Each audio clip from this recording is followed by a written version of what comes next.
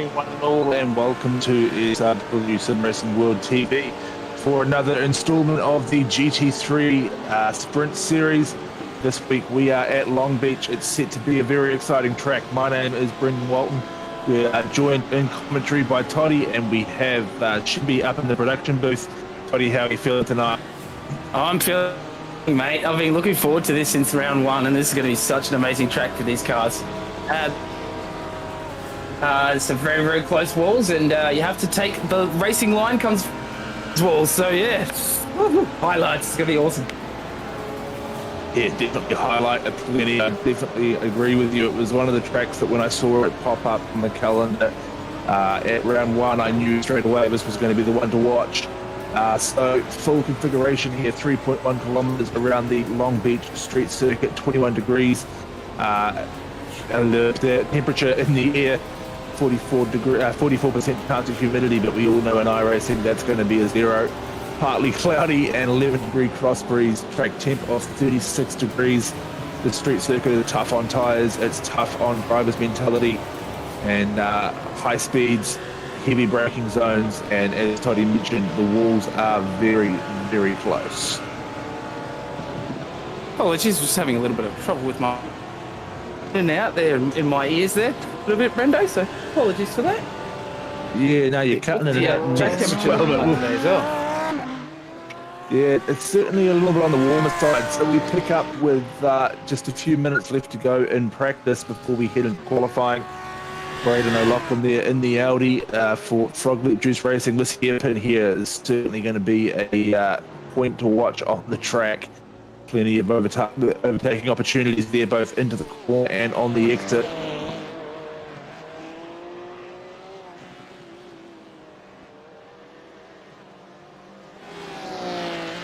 It's going to be a fun stream, I think. Both of us are having internet issues. Good to see. I'm at home, but my internet's just not very good.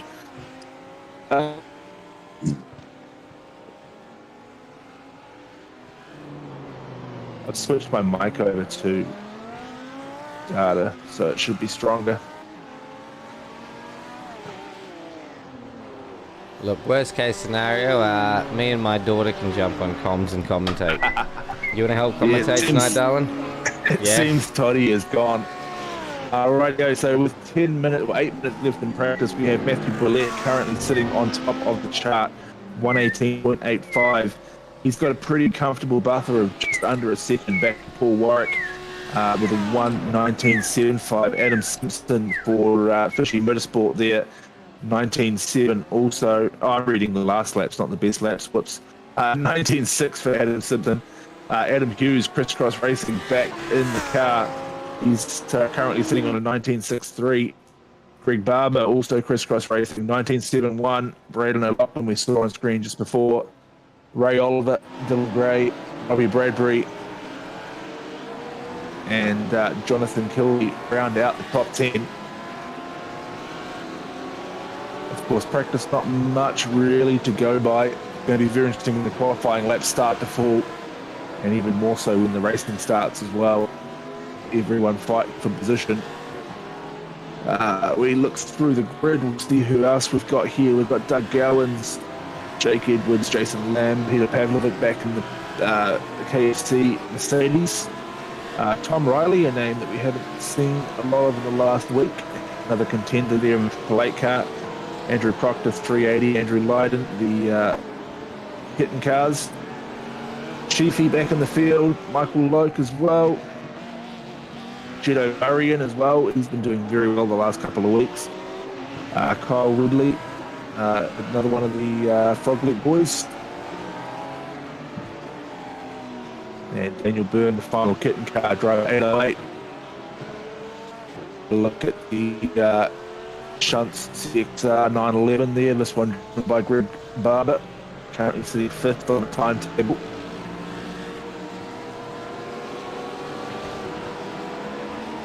Some great. My microphone. And why? Should be.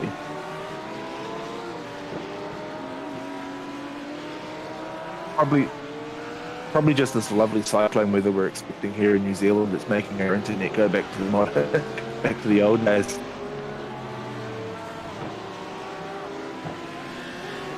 So we see great helicopter shot there as we ride around the track. You can see just how close these walls get.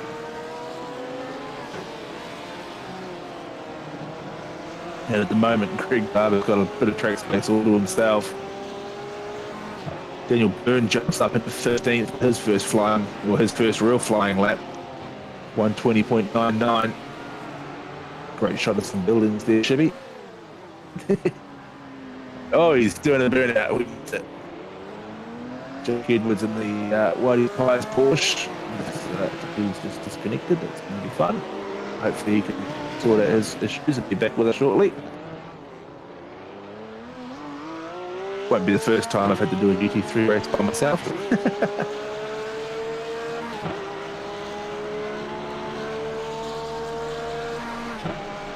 Alrighty, Adam Hughes. Oh no, hang on, my screen has just scrolled down. And Hughes bails on that last lap. Tipped up. Right, Toddy looks like he's back. Are we happy there, Toddy? We do in a very yeah. It's I think the song getting a bit funny here, so I think it might be something like that. It's, my mic just might bumping in and out, and it's a bit yeah, losing a bit of frame rate and stuff. So bear with me for a second. Apologies. It's still a bit robotic here at times. Alrighty, so we jump on with Jake Edwards. Watch him throw the Whitey's Pies Porsche around. Bit of traffic on track 2 as well. Looks like he's got one of the Juice Boys behind him. We'll see what they can do. Of course, at the moment, just, these lap times ain't going to count too much. It's just the final chance to take some quick laps. Judo Murray enters the timing board with a 19.76. That's good enough for 7. Number 10 car there of Michael Block. It's XLM Racing, I want to say. Yes, no, yes. Yes, LM, yep, got that right. Oi, he stopped car on track there, but it's like that's an unusual place to stop. That's alright.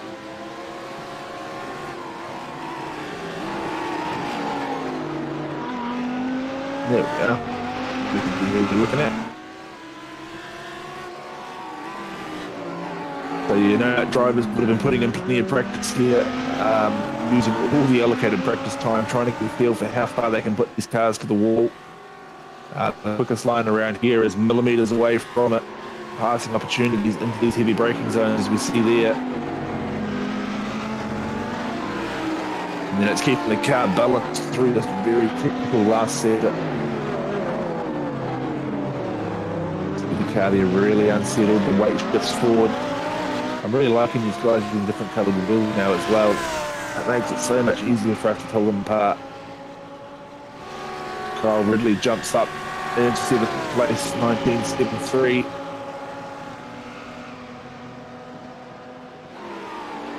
That's possibly Ray Oliver on the outside, or making the inside move there. Jump Tom Riley in the Alpha Venturi car, currently sitting in 17th and blinking as well. I wonder if iRacing's having some network issues. We definitely had some connection issues last night as well in the 86s. It was very prominent. Yeah, it seems to be an issue. Yeah, I definitely think Definitely it's noticed it last night. Yeah, we noticed with a few drivers last night. It's quite interesting. We don't usually see that many people blinking during the race. But yeah, Rob and I definitely noticed quite a few of the 86 drivers blinking, and it's looking very similar tonight. As well as our two Kiwi friends, Mr. Brendo and Toddy, having issues with their microphones. So it's ShiBBy again joining you here. Yeah. I seem to be becoming one of the main voices.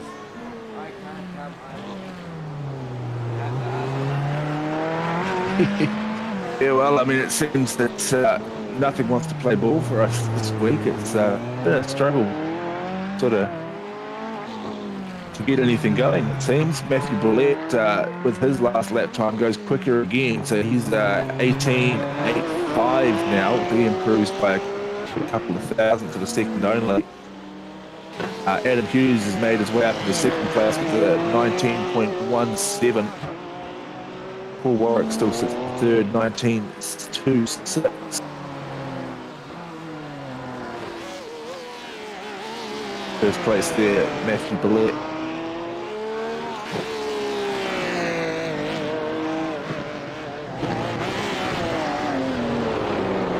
Just all the curve, gets nice and tight to the wall, runs it out to the fence. Big long straight here at Long Beach. Keto Murray improves his time. He moves up into fourth place. 1:19.28. Can't be that much longer left. That's in it. practice. In fact, that's it. Practice is done, and tonight, ladies and gentlemen, we will be bringing you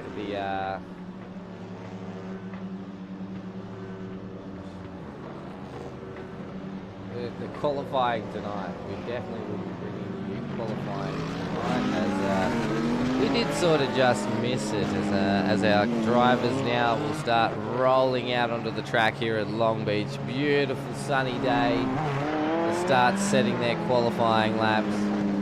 So far, it's looking like we have about 30 drivers taking to the track tonight for 90 minutes of Long Beach.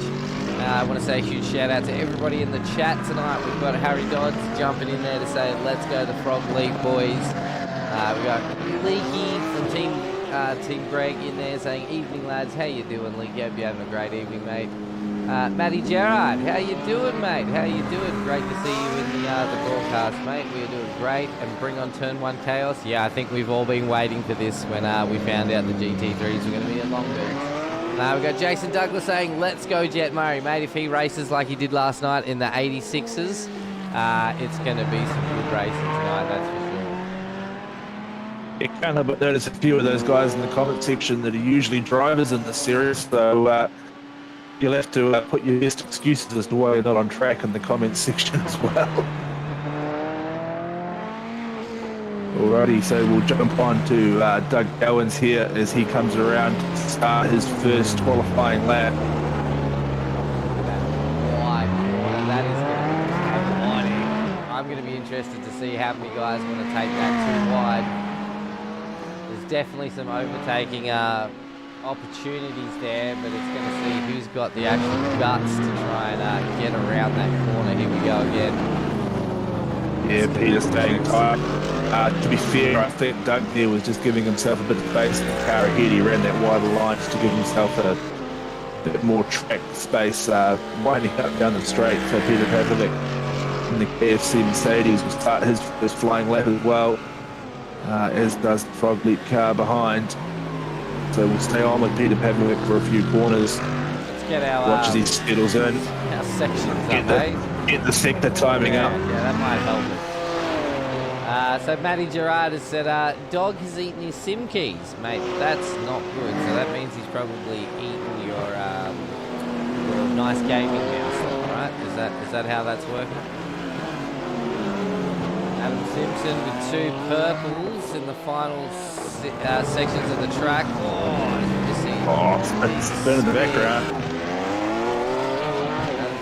Simpson might be up. We haven't even seen 3 minutes in. I thought I would have seen someone. There we go. There's the first time. Proctor, the first one up over the line. Oh, and Adam Simpson, 19.8. Yeah. Wow.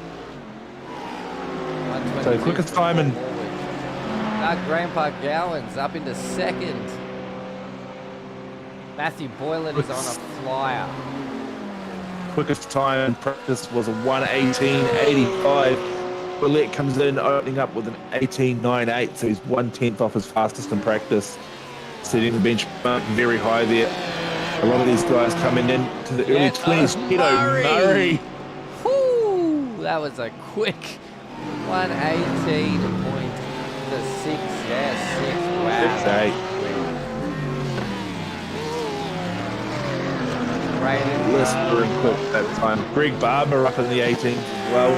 Putting up in second place with an 18.95. Oh Nice, Briggy. Yeah, see it.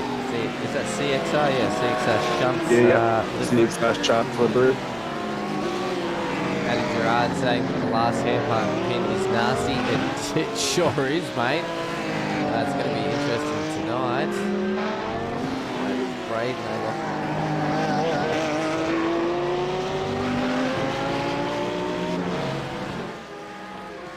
Oh, now he's number 7. Before it was saying he was unidentified. I was very look, in the overlay, it's just UND. He's unidentified. He doesn't know where he sits tonight. Probably because Doug Gowans is also number 7. Oh, that's what's happened. We've got some. So Doug is 07, and I'm guessing that. Who did you say it was? That's right. Is just car 7. Brayden O'Loughlin's 88, though, isn't he? Fixed it. That's all good. It's I'm building new driver details for each series. There was just a couple of drivers that I hadn't recorded yet, and one of them happened to be Brayden O'Loughlin. So got him in now as the boys are still setting out extremely quick laps. Slowing down a little bit across the field. I reckon we get on board for a flyer, hey, Matty Boy? Around the last hairpin, coming down the straight now. Let's get on board for a lap.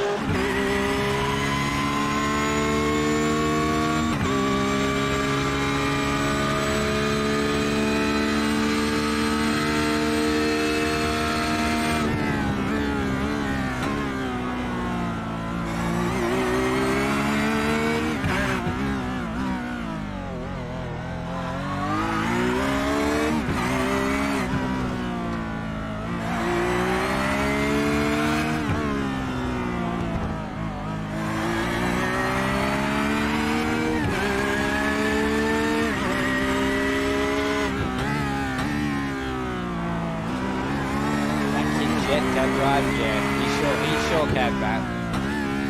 He's extremely good at it. Easy on the purple. Wanted to finish his lap, take it nice and wide, stay away from that wall. This is remind you of any Australian track there, Brendo? Oh, it definitely draws similarities to Surfers Paradise, that's for sure. Yeah. Great track as well. Probably the curbs at Surfers Paradise is a bit more aggressive than here.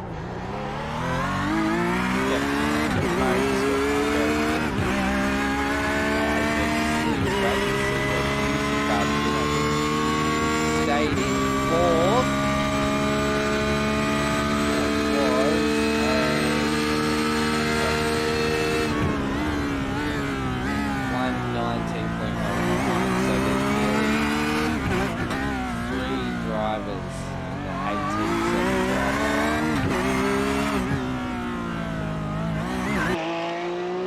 Well, I hope Toddy comes back.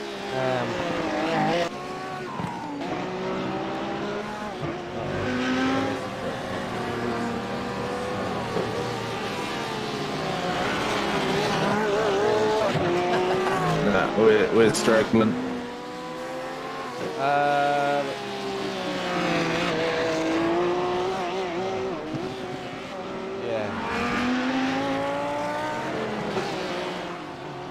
Toddy has just sent me a picture, and or is that your internet speed?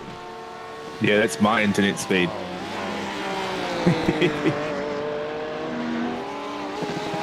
Ironically, if I try to take a photo of my screen to show you the pixelation I'm dealing with the computer on the cell phone than what it did on the screen. But it's pretty bad. I can't read the timing screen at all. It's so bad. Kiwis need to get better internet. Oh, I had really good internet in the last place.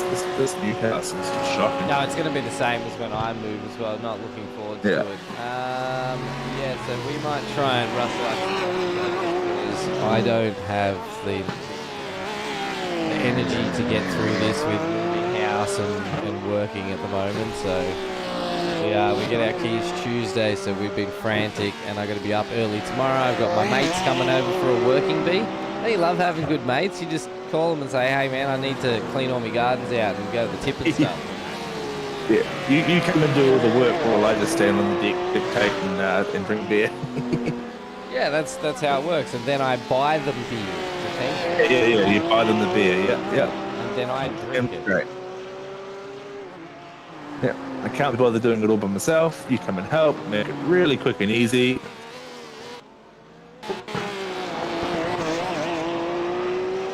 I can't even swap to what I see.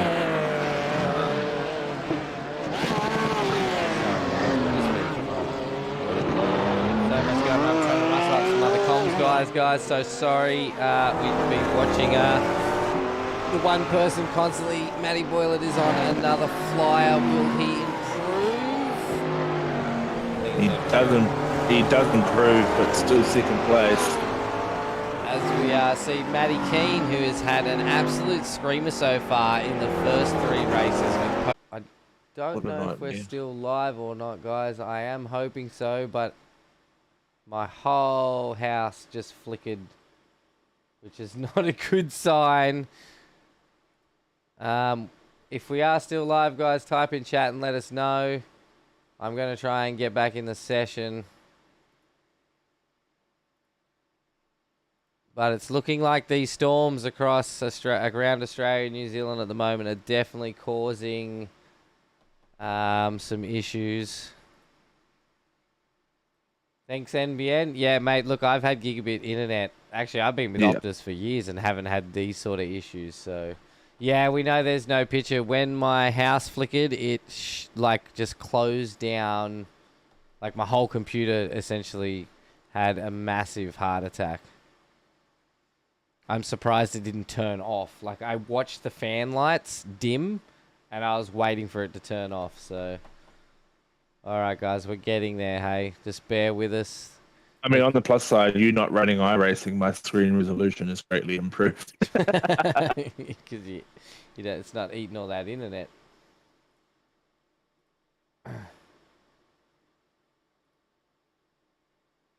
Just bear with us, guys. Thank you so much for your patience tonight. It's certainly been a challenging week for broadcast, but... I don't know why my internet doesn't seem to want to sustain a broadcast, and then obviously Toddy's have issues as well. I think the storm definitely has to be something to do with it. It's just ridiculous. I know everybody's been panic buying in the supermarkets today. I live just across the road from one, and I was watching everybody just going crazy.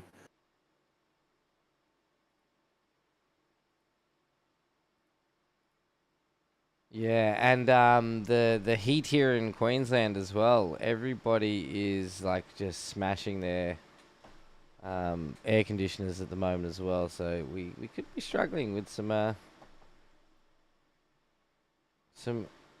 electricity issues, and that's why my house just all flashed. Or there's a storm coming. I can't see out of my office to be able to tell you. Why can't I?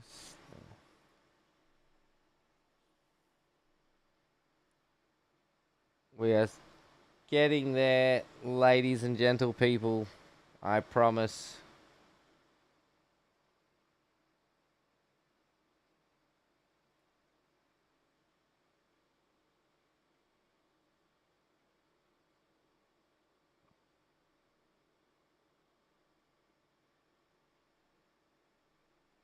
And I'm trying to rustle up some guys to come on comms as Brendo and Toddy are having issues, and I am not going to be able to do this on my own. There is no way. All right, we should be back any second, guys. Any second. Yeah, see what happens when you, as soon as you get iRacing back, it kind of it's a bit funny. The camera packs again.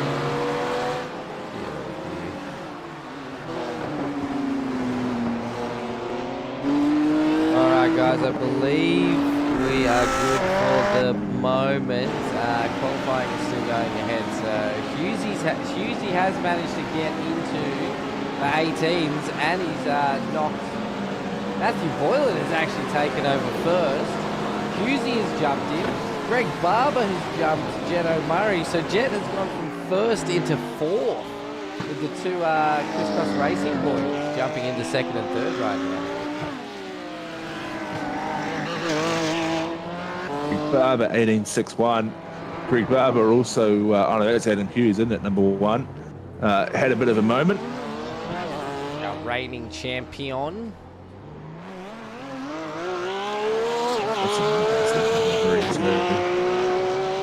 I do quite like them. I do also think that the Pool Master, the Chris guys always, I don't know, the liveries always look so nice. But honestly, like, there's not many liveries I can't say I don't like. Like, all the guys that turn up and race have, you can see that they've invested time into making them look good. Oh, 100%. And I mean, I get a bit bored looking at the black cars, but just the way the yellow and white pops off that livery, it's just, it's something else. Michael Angus from the Fishy Boys, a new Fishy driver to our league. Great to see more of the Fishy Boys getting dragged in by Blake and Michael and the crew. Back now, ladies and gentlemen. Where's Jack Pickett when I need him?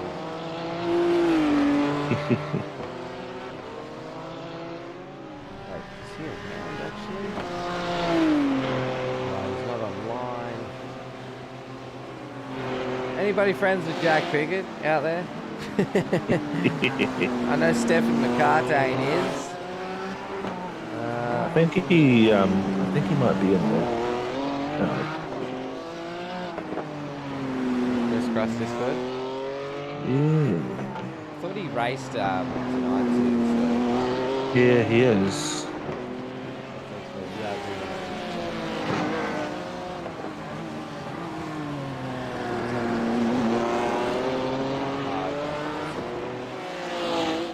Sounds fun. Boss Baby and ice cream. Alright guys, sorry, I was not ready to commentate, so I have dinner and everything happening as well.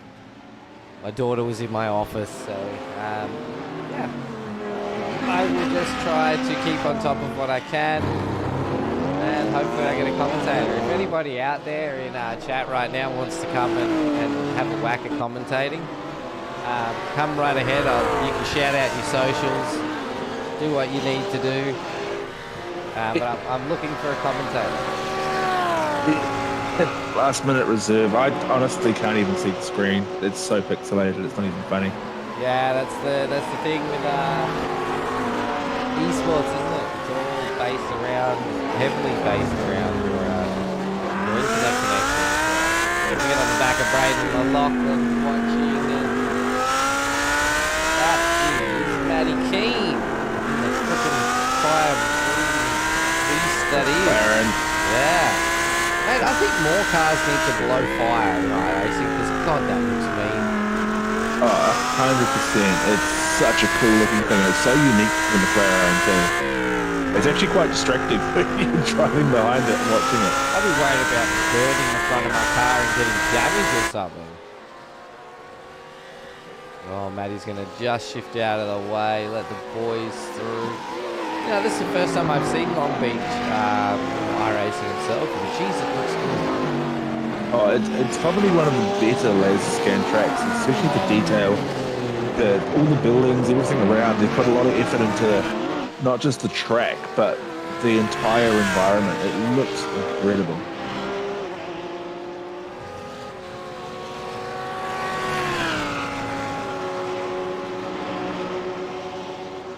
All right, we just had a comment in there saying, Mike is quiet compared to Race Out, boys. Usually that's because I'm listening to the broadcast on a separate PC, but tonight I'm just sort of winging it.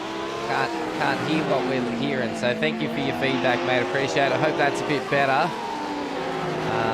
If not, let me know and I'll just keep adjusting it. But yeah, we're needing a commentator. If anybody wants to come and jump in, let me know. Come join our Discord and come do some commentating. Leaky, I'm looking at you, mate. Fuck him in. Where's Boss Man? What's he up to? Family night, mate. Family night. Oh, jeez. Yeah, the positive is, guys, is that we've got a few new commentators coming on board. So hopefully if this happens again, we'll have some fill-ins. Because our team is growing extremely fast. And so is our league.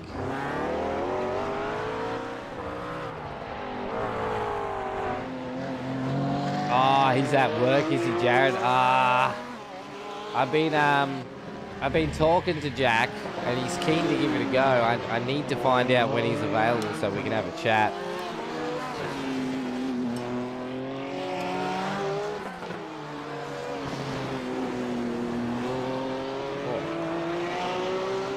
Oh, my wife is closing.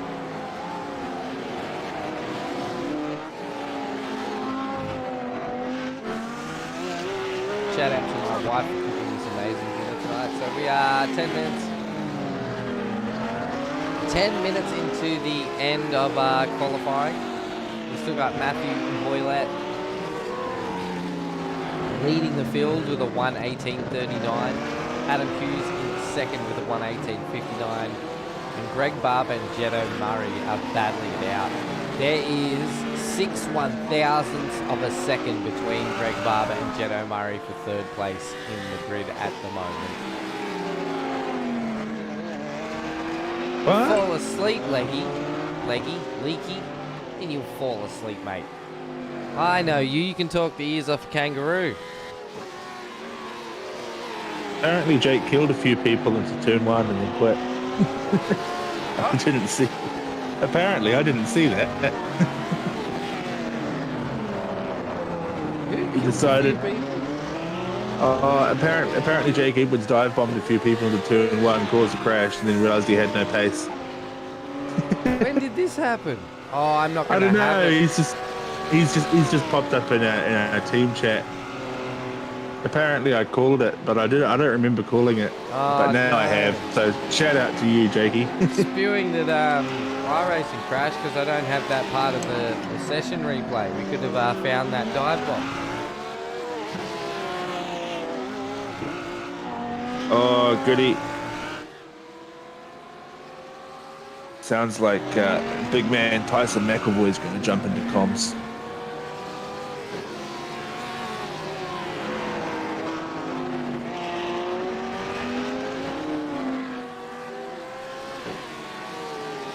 Oh, that'll be good. At least you can let Tyson lead and then fill in when your internet works. I'll see what I can do, but it's don't know.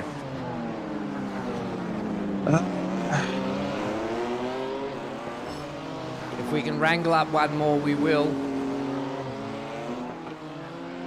So the times have definitely calmed down now.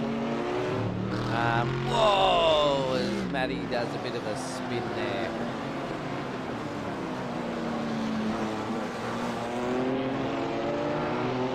Sorry guys for the rapid camera changes at the moment. I'm sort of letting SDK Live Timing do it for me while I try and eat some dinner. There is a purple sector there from Adam Hughes and Thomas Sanderson. Thomas Sanderson, sorry. The Alpha Venturi car.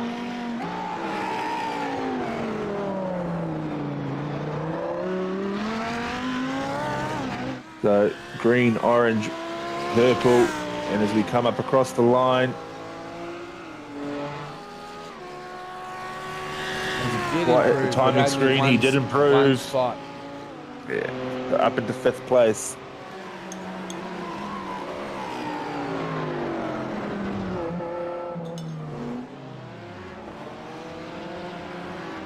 He's going to park up and reset.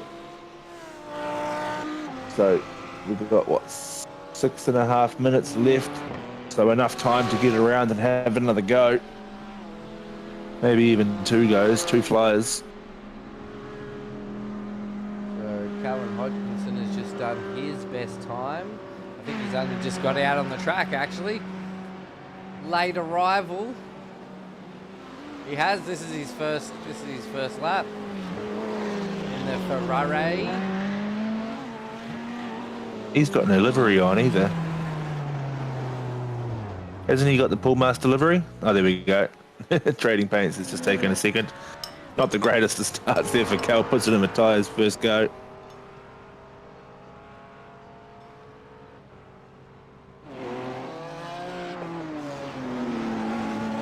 Alrighty, apparently we have old mate Tyson here as well. He's just jumped in. Oh, we get to see one of the kitten cars for the first time. Yeah, sorry to the kitten boys. I like showing off your cars. Andrew Lydon there in the BMW, as are the rest of the kittens. New livery late last year. Certainly a striking livery. Takes real men to drive a pink car. And those boys do it pretty well. Does it also take a real man to wear his wife's pink frilly undies? Because if that's true, I am the manliest man you'll ever find. I mean, you know, that's on you to admit that. If that's what helps you sleep at night, ShiBBy, then you do you. Oh no, my mic's still on, isn't it?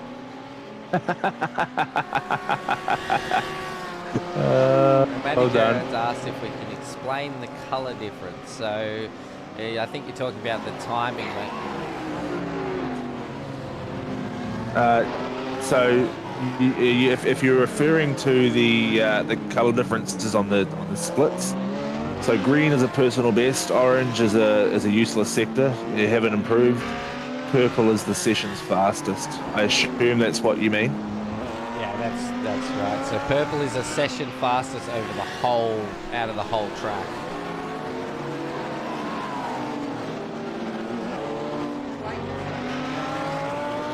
So yeah, 4 sectors on the track. They are defined by the red dots that you can see on the timing screen as they pop up on the track map. Sorry, in the top right of your screen.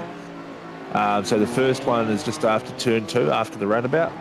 The second one is coming off turn 4, in down to 5. The third sector is down the back straight, and then the final sector, obviously, the start-finish line. So the second sector really is quite short on this track. Sectors 1 and 3 are quite long. Section 4 is kind of an average length, but very technical, with that tight final hairpin. So 3 minutes left in qualifying. Sanderson, no, sorry, I was showing in 5th place. Matthew Boylett is currently leading the charge at 18.39. Jetto Murray in 2nd place, 18.53. Adam Hughes close behind, 18.59. Greg Barber also for Chris Cross, 18.61. We must have missed Jet on a flyer of a lap because he was in that was a bit sideways from one of the fishy cars coming around there trying to avoid him. So we've got Matthew Boylett and Jet Murray both starting out laps now. We've got 6 cars. 1, 2, 3, 4, 5, 6, Greg 7 Barber cars now. looking to improve with his, probably this will be his final lap as well. 118s, boys. That is crazy. Don't do it like that. So you can't run the first one.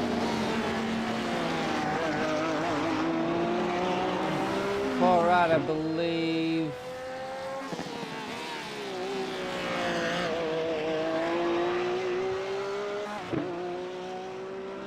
We should be having one of our race controllers, Tyson McAvoy, joining us very soon. Yes, that is true. I'm here. Car 80 and car 8. Pit lane start impeding. Oh, interesting. Ooh. So car 80, who's Matthew Boylett, who's got the fastest lap of the session, is getting a pit lane start for impeding another driver during qualifying. And so That's gotta hurt. Yeah, and so is car 8, who is Tyler Sheep. I don't think Tyler, I don't think he'll be too stressed about that. He's a dirt driver. He comes from the sprint cars, and he's been learning the GT3s through this series. But I tell you what, he's getting better and better every week. Yeah, probably good for him to start from the pit lane too. It'll give him a bit of clean track space to get going and build a bit of rhythm. Let's so let's see if I can get this to work tonight.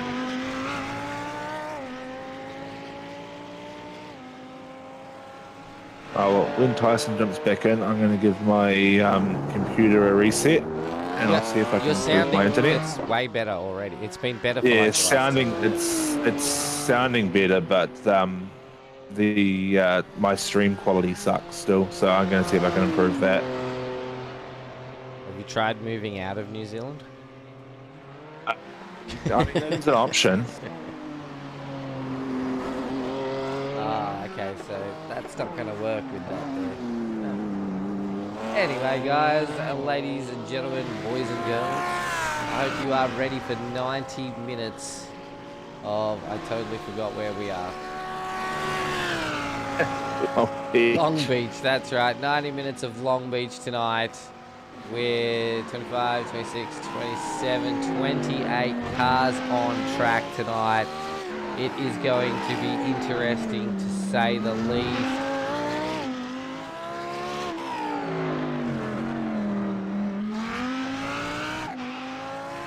Some exciting news for our Sunday night broadcasts,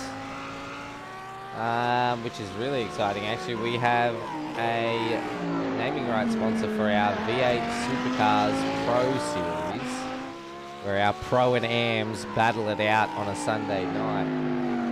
I may as well announce it now because it already is locked in. We are now going to be hosting the SimRig V8 Supercars Pro Series on a Sunday night. We've been waiting for a new naming rights sponsor for our V8 Supercars, and our new sponsor is SimRigs.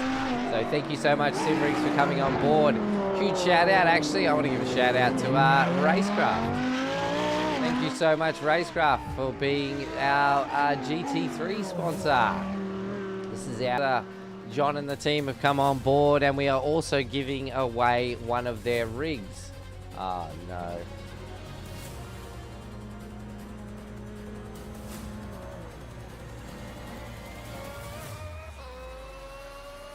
Oh man, we are having... Oh, am I still live? Okay, we're still live. Oh my gosh. My whole computer my whole house just flashed again. So there is our qualifying results, guys, up on screen with the Racecraft ad going on. So thank you to John and his team at Racecraft for coming on board and being our series sponsor for our GT3 90-minute Enduros. We highly appreciate all our sponsors: Racecraft, Toyo Sim, Water and Brown Tools, Melville Equipment, Grim Industries, and of course all you guys out there watching the broadcast every night of the week, or whichever night you can make it, or even going back and watching it when it's not live. Because of you guys, we have officially hit 600 subscribers on YouTube, so thank you so much to you all, and we're well on our way to 1,000 followers on Facebook. So again, because of you guys out there viewing and watching our broadcast and interacting with us, we couldn't have gone this far without you guys. So again, thank you so much for that. So there is our grid. Matthew Boylett, though, that probably will change, I would say, once the grid is up. Oh, he's still in first. That's interesting. They did say car 80. So car 80 has actually had some technical issues, and will be dealing with that hopefully after the race. But he will...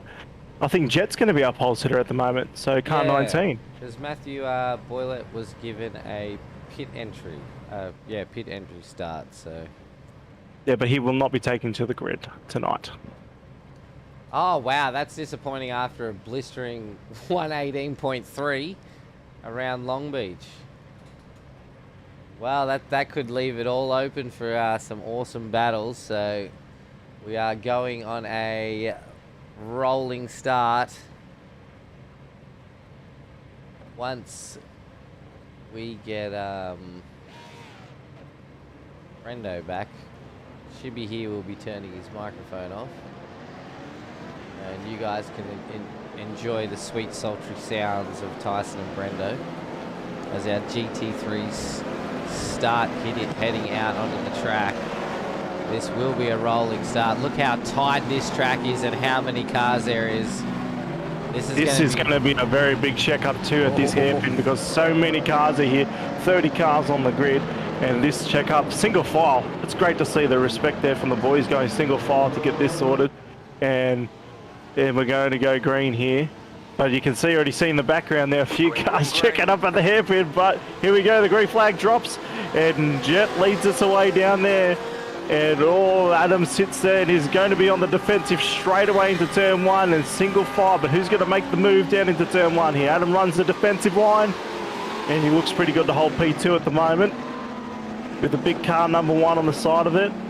As we go into the beautiful fountain here, grabs the curb nicely, and so far we've got no dramas. I'm hearing it on the race control car 22 maybe have a little problem, but hopefully we'll find out later as this race, as Jet still tries to clear a gap, but it's not looking good. Adam's sitting on his on his Hughes on his tail, and then we got Greg behind, I think, sitting there in the Audi. No, it's not Greg, I apologize, it's Thomas in the 088 car. But that is Long Beach, a very attack short track, but you make one mistake, you're in the fence, and so far it looks like all cars are rolling through. Amazing. I thought it was going to be quite chaotic for the first lap, that's for sure. Usually we've got to warn the boys about our cold tyres. It's Dylan. Oh, we see a car off. Was that a fishy car? Tom Riley. Michael Angus, I think, has had an incident. Yes, there he is right there. Yeah, it is a fishy car. Oh, and that wasn't... A slow exit. That's made Peter lose position then. So that's interesting if Peter calls that in. Yeah, I think Peter did get on the radio to race control to have a look at that one. So we'll definitely keep you updated, guys, on what happens with that as we go down into turn, back into the fountain. Look, we're already back around to the fountain. That's how quick this track is. And as you see in qualifying, a minute 24, like that is so quick. And these GT cars have got so much grip, but if you hit the curb, it unsettles the car so much, and it will push you wide and into the barrier, which are right next to you. We're here on board with against Brendon there, car 88, the juice car, pushing through. Yeah, the juiced Frogleaf Juice boys. Matty Keane in the background flashing his lights. He must be watching the broadcast. How you doing, Matt? Hope you're having a good night, mate. But yeah, the Frogleaf Juice boys have come out in absolute hordes since the end of last season. And they are definitely a team to be watching out for. Yeah, that's right. They've come in last season, only a few numbers, and then the rest of them have showed up or they've recruited and just come in here to battle the racing everything, and it's good to see. And this is now the battle for P5 as we see them go again through this part of the track. This is my favourite part of the track because you can use so much of the corner and the time is there. And through here in a supercar, of course this is GT car, but in a supercar land it's a whole different car. Andrew Lydon's in the wall. He was comfortably sitting in fourth then. And that is a horrible camera angle. Where is he? What has happened? Is he? Yeah, I think we've lost him. He's outside of the track. Oh. Wait, what has happened? He's making his way back on. That's turn 1. So he must have went down to turn 1. Oh, has he missed the braking marker? Yeah, and he might have just said, I'm going to be smart here, and he's just going to go straight. So that's a good option there. It saves the damage because we only got one fast repair for the guys tonight. So, yep, he's not going to make the curb, and he's flying in there and just avoids the tyre barrier.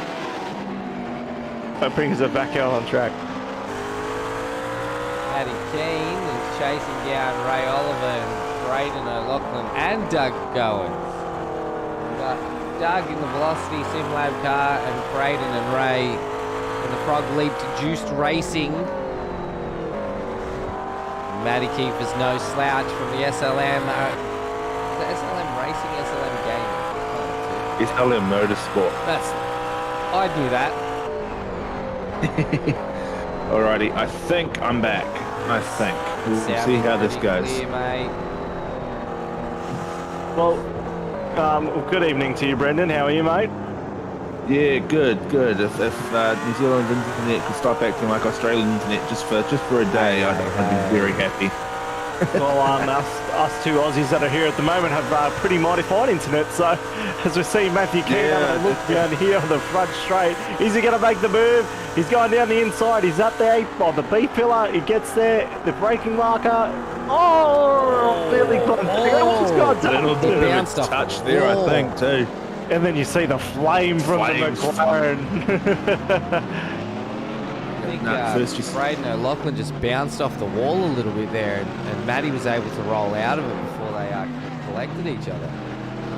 Yeah, certainly looked like a bit of roughing racing there, that was for sure. Yeah, I think as well, the corner was definitely won by Matthew, and they were just not willing to give the space in it. That's racing, it's hard. You don't want to give the position up no matter what it is. And they went side by side. Definitely not. Big slipstream coming down the straight there. Dylan Gray over Bradbury. Jump on board with Bradbury, just watch him slip through into the roundabout. Huge commitment. Looking for a gap that's probably not really there.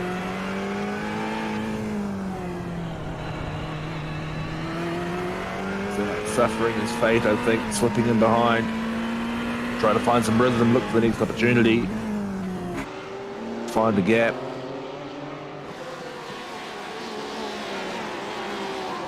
Yeah, that BMW as well, like the power that the car has at this track isn't going to be as very effective because how short it is and how many twists and turns. So that Porsche, it's like Greg's driving at the moment, he really should have a good advantage here trying to push. So we see on the straight how Greg's going to attack it. He's going to have a look down the inside if he's going to have the slipstream. He's still maybe a little bit too far back, but that slipstream might come into play. Yeah, it looks like he's just sitting on the edge of the slipstream. He's not going to quite close that gap. Perhaps a bit of a lunge in the brakes, just to let him know he's there. Oh, he's certainly gained time. Yeah, Greg's definitely piling the pressure on here, and the different driving styles through those parts of the track going to definitely come into play. Who's going to save the tyres early in the stint? We did see last week as well, a lot of drivers not using the tyre up early, but these guys at the front seem like they're right on the attack. Yeah, definitely. We've seen over these 90-minute races guys choosing most of the time not to take tyres. Those that do often don't make up that time. I think this track, out of all the tracks, Tyson, probably one where tyres would be almost essential. Well, you're right, because if you chew your tyres and overheat them, you might be rotating a few times. Yeah, I know that all too well. Not usually because the tyres are overheated, though.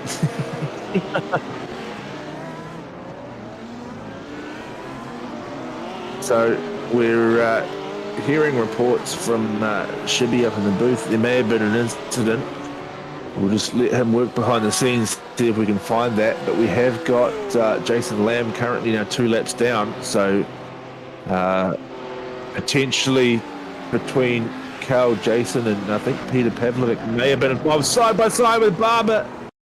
Oh, and he's put, who was that? That was Adam Simpson. Put him into the tyres.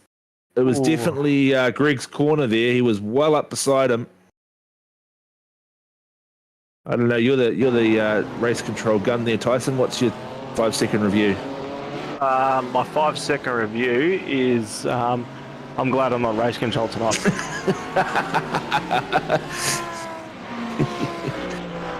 I'll get to sit back and enjoy, but I do apologise if I call a few things wrong because I'm having some technical issues of myself being caught in late. Oh, don't you start. But the only technical issues I'm having is my SDK isn't working, so it's a semi-positive.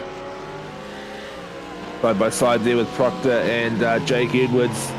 Jake sent me a message a bit earlier on, said he didn't really feel comfortable on the track, but a natural talent such as himself, I'm sure he'll find it by the end of the race. Great little pass there over Andrew. Makes his way up into 18th place. And Paul Warwick falling down the timing table. So there's been another incident there. Another battle on track, doing Gray, Ray Oliver. See the slipstream there. Definitely in the toe, pulls out. Safety car's been called. So safety car's been called. I'm guessing that's the Paul Warwick incident. Yep, so the safety car's been called now. So we're going to be interesting to see what happens at this part of the race and what's going to play out with the guys that might pit. You know, we're only 13 or 12 minutes into this race. I don't think I'd be pitting at this stage of the race. What about you? Yeah, no, a little bit early, I think. Probably haven't. Whoa! That's a contact. It's a good replay there. So Paul's just gone through here. Nice, hits the curbs beautifully. And it's going to be interesting to see what this slow motion is. He comes around, he's still on the curbs. Oh, he's still turning. He's still turning left. I think he's had a hardware failure. That to me says the steering wheel hasn't responded. Oh no, because it's still moving there. Wow. I don't know. Hardware failure, I would think that, because he was turning left a very, very long time. Oh, Stefan McCartan got the old promo department McLaren out.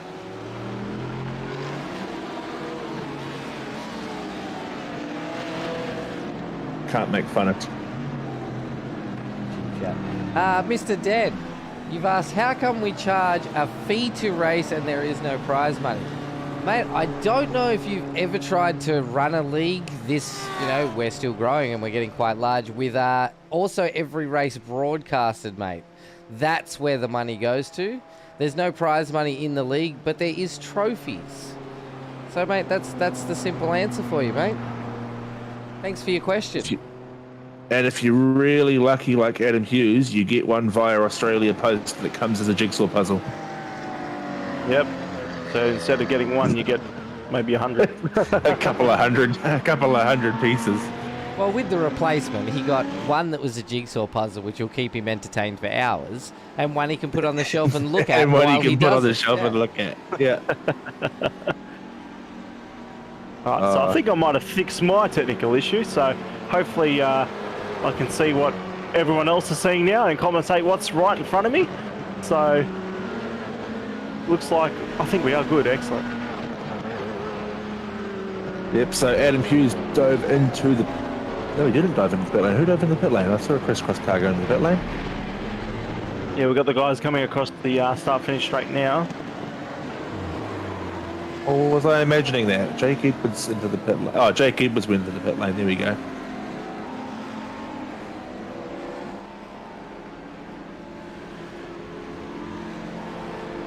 So the only one to have gone through the pit lane really is Brett Warbury in 14th. Yep. Woodby? Yep. I think that's right. Yeah, so even like if I was in the back of this pack, I think it would be a good option to, try and keep track position, because if you get at the back and, you've got the fresh tank, you've got the fuel and the tyres, you're not really going to benefit from that because of how risky it is going to pass people. And of course, if you do the opposite what your competitors are doing to try and gain positions, but at the same time, it's still a very risky move to be right at the back of the field with a big pack and a short track like this, and a tight track like this. Yeah, and I think too, you've kind of got to be almost anticipating that there's going to be another safety car. Yes. We'll probably expect to see, I'm probably going to say 3 or 4 throughout the space of the race. We're 15, 20 minutes in, and we've had our first ones. So 3 or 4, probably not unrealistic throughout the 90 minutes here. And even though it's this stage of the race, these guys can save at least a lap and a half of fuel now and really try and extend that strategy. And if the safety car comes out in 5 more laps, we'll probably see the same thing again. But no one's going to pit because it's just a dangerous track. And 100%. We just got a heard from race control too, so the safety car will be up for 1 more lap and then they're going to be in pit lane. Yeah, and of course drivers have that one fast repair, as you mentioned a little bit earlier, and it often is that sort of, do I take it, do I don't? Because cars do run with sort of scrapes, scratches and bruises. I know last night I fell victim to the old fast repair. I got a bit of a punt into the hairpin at Phillip Island, took the fast repair, and then a few laps later got taken out again, and when I really needed it the most, I didn't have it. So it can certainly be costly. And this track a lot more damage prone than Phillip Island, that's for sure. That's right, and one fast repair, you know, over an hour and 30-minute race, it's pretty tough. And you're right, every time I jump in a car and I'm going into the pit lane, even if I know I've got a little bit of damage, I'll untick, or no damage at all. I'll always untick my fast repair, just to be safe, because you never know, you might, as Brendon said, you might have a little contact here later. Makes no difference to your car, then you might smash the wall. And you go, oh no, it's automatically taking it. And then you're down the creek without a paddle. Literally. Yeah, yeah, definitely. Alrighty, so we have one more lap under the safety car. Usually at this stage I'd make fun of Tyson for crashing the safety car, but we can't do that tonight. Oh, that's right, because I've only ever crashed a safety car once. And yeah. Apparently I've crashed it twice. I don't remember the second time. ShiBBy, you want to ring a bell? No clips? We'll find the clips. But I think Greg as well, if you want to, pick on the safety car drivers. But no, these race controllers do a fabulous job. Right now they've probably got, I think, 6 already to investigate. Plus, listen to this. Gotta support the boys. Gotta support the boys. Big shout out to the boys. I think you'll find Stefan's in the car tonight. Yeah, that's right. So I'm surprised it's not in the fence already. So it's good to see him drive around and back in the hot seat. He was in Australia last week watching the GT3s around Bathurst at the 12 hour. So now he's on the way. All he brought me back was Australian Wi-Fi speeds. Oh God, here we go. Didn't even get a hat or a t-shirt. As we see, photos. Look, he's our leader right now as well. Car number 1. So let's see how good he can go. Is he going to wait until the green flag? Because as soon as that safety car's in pit lane, the flag will drop, and then it's all on him, wherever he wants to go. So it's going to be quite interesting when he goes. I'd be going straight out of the exit of it. And we got the core safety cars in pit lane. So now it's all up to Hughesy when he goes. Nope, he hasn't gone yet. Ooh, smart man. Holds it off. But we got a gap. Hang on, why have we got a gap here? Has there been contact on the hairpin? There must have been a contact there. Yeah, there's a big gap. That's a massive gap. Hughes takes it right to the line before he goes. Holds up the entire field. Green flag is on. There's definitely been contact. Jonathan Killey has found his way into the pit lane on the restart. So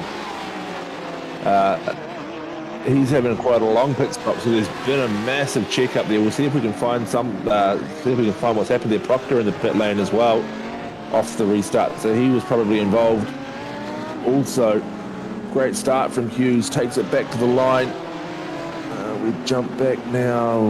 Oh, my screen's just gone to put again. Yeah, the Triple Eight car, Thomas Riley is just pushing through here in P8. But if Adam went off the apex, like other drivers might have, he would have had a massive gap to those guys back in P5 and onwards. But it's Adam, he's playing the long game. He doesn't want to have the draft down there, and he made it as short as possible for Jet to get past. This is I think this will be great on board there. Looking over the bonnet.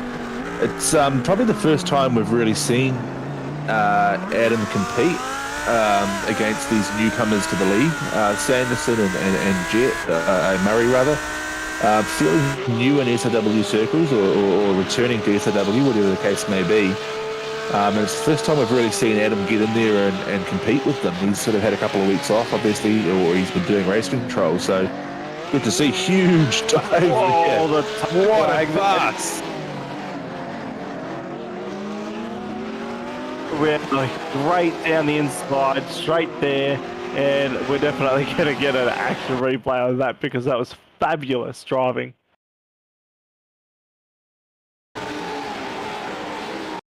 No, Adam missed the apex completely, and the door's wide open, and he goes, well, thank you very much. And he's come from way back too. That was awesome. Yep, so Adam couldn't handle the pressure out in front. It makes a simple mistake, outbrakes, misses the apex, and we got another lead change.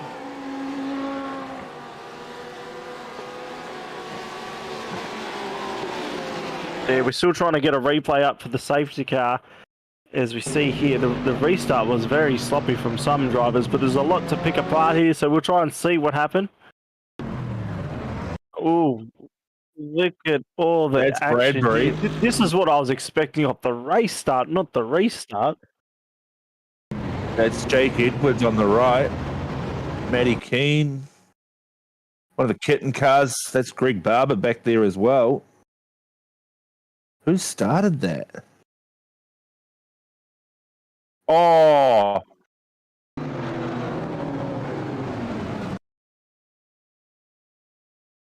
It's just, yeah, he's just gone left the side that we saw before with that other car. That's exactly the same thing that caused the safety car.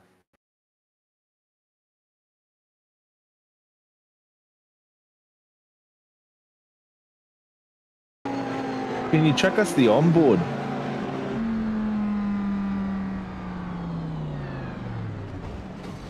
It's exactly the same thing. Yeah, that's strange. Yeah, well, instantly to the pit would be a drive-through penalty, but that's very odd. I've never seen that before. That's two cars. bizarre. Maybe there's a big high-tension magnet there that dragged him in. Yeah, well, I'm thinking maybe the curb is throwing the car in towards the tyres, but that's bizarre. I've never seen anything like that. Certainly not twice, and certainly not under safety car.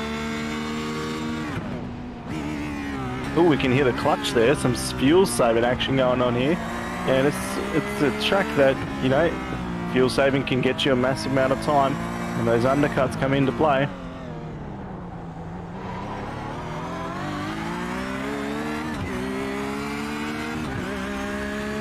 We're on board with the car 97, Jake Edwards, and he hasn't had the best of luck in this series so far. He's been round one, down the back, crashes, everything he was involved in. Round two, similar, and hopefully he can bounce back here. And we're on lap 15, and he's in P15. So the fuel saving, the action, it says hopefully he can bounce back and get a good top 10. He needs the points. Just not a very consistent driver, eh? You know, one day he'll be as good as me. So we go to a replay. Proctor's had a bit of a moment.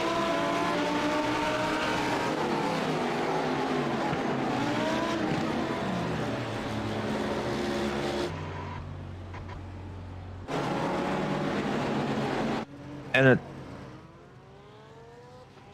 I wonder if is it packet loss? No, it's not packet loss because they're not dropping off the server.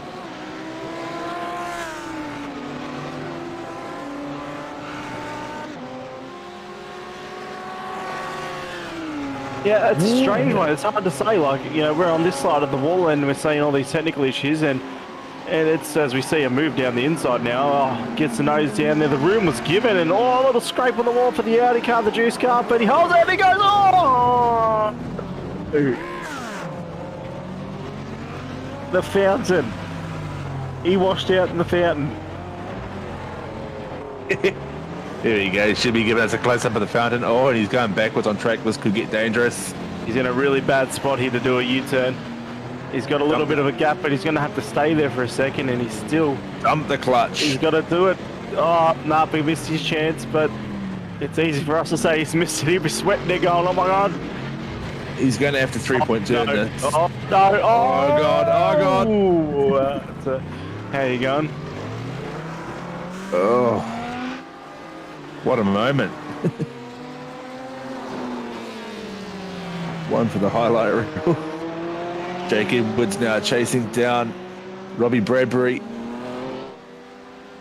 Considering Jake at the start of the race said he wasn't really feeling it, he's up 7 positions. doing quite well. He'd be hoping for a top 10, if not better.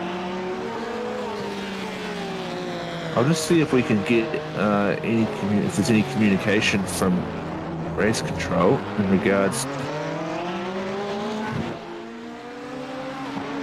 I'll get onto that right now so we have that information for you guys as well. Get the race control sheet up and give that to our producer. 1 second.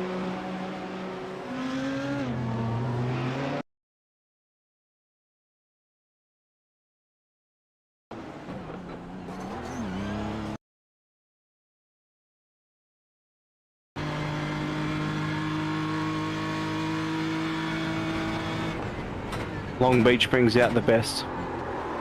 I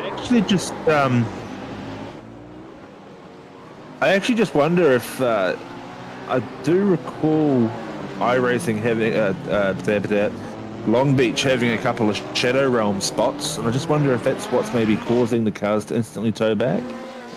But it did look like Adam Simpson was just sitting there, so potentially a safety car scramble.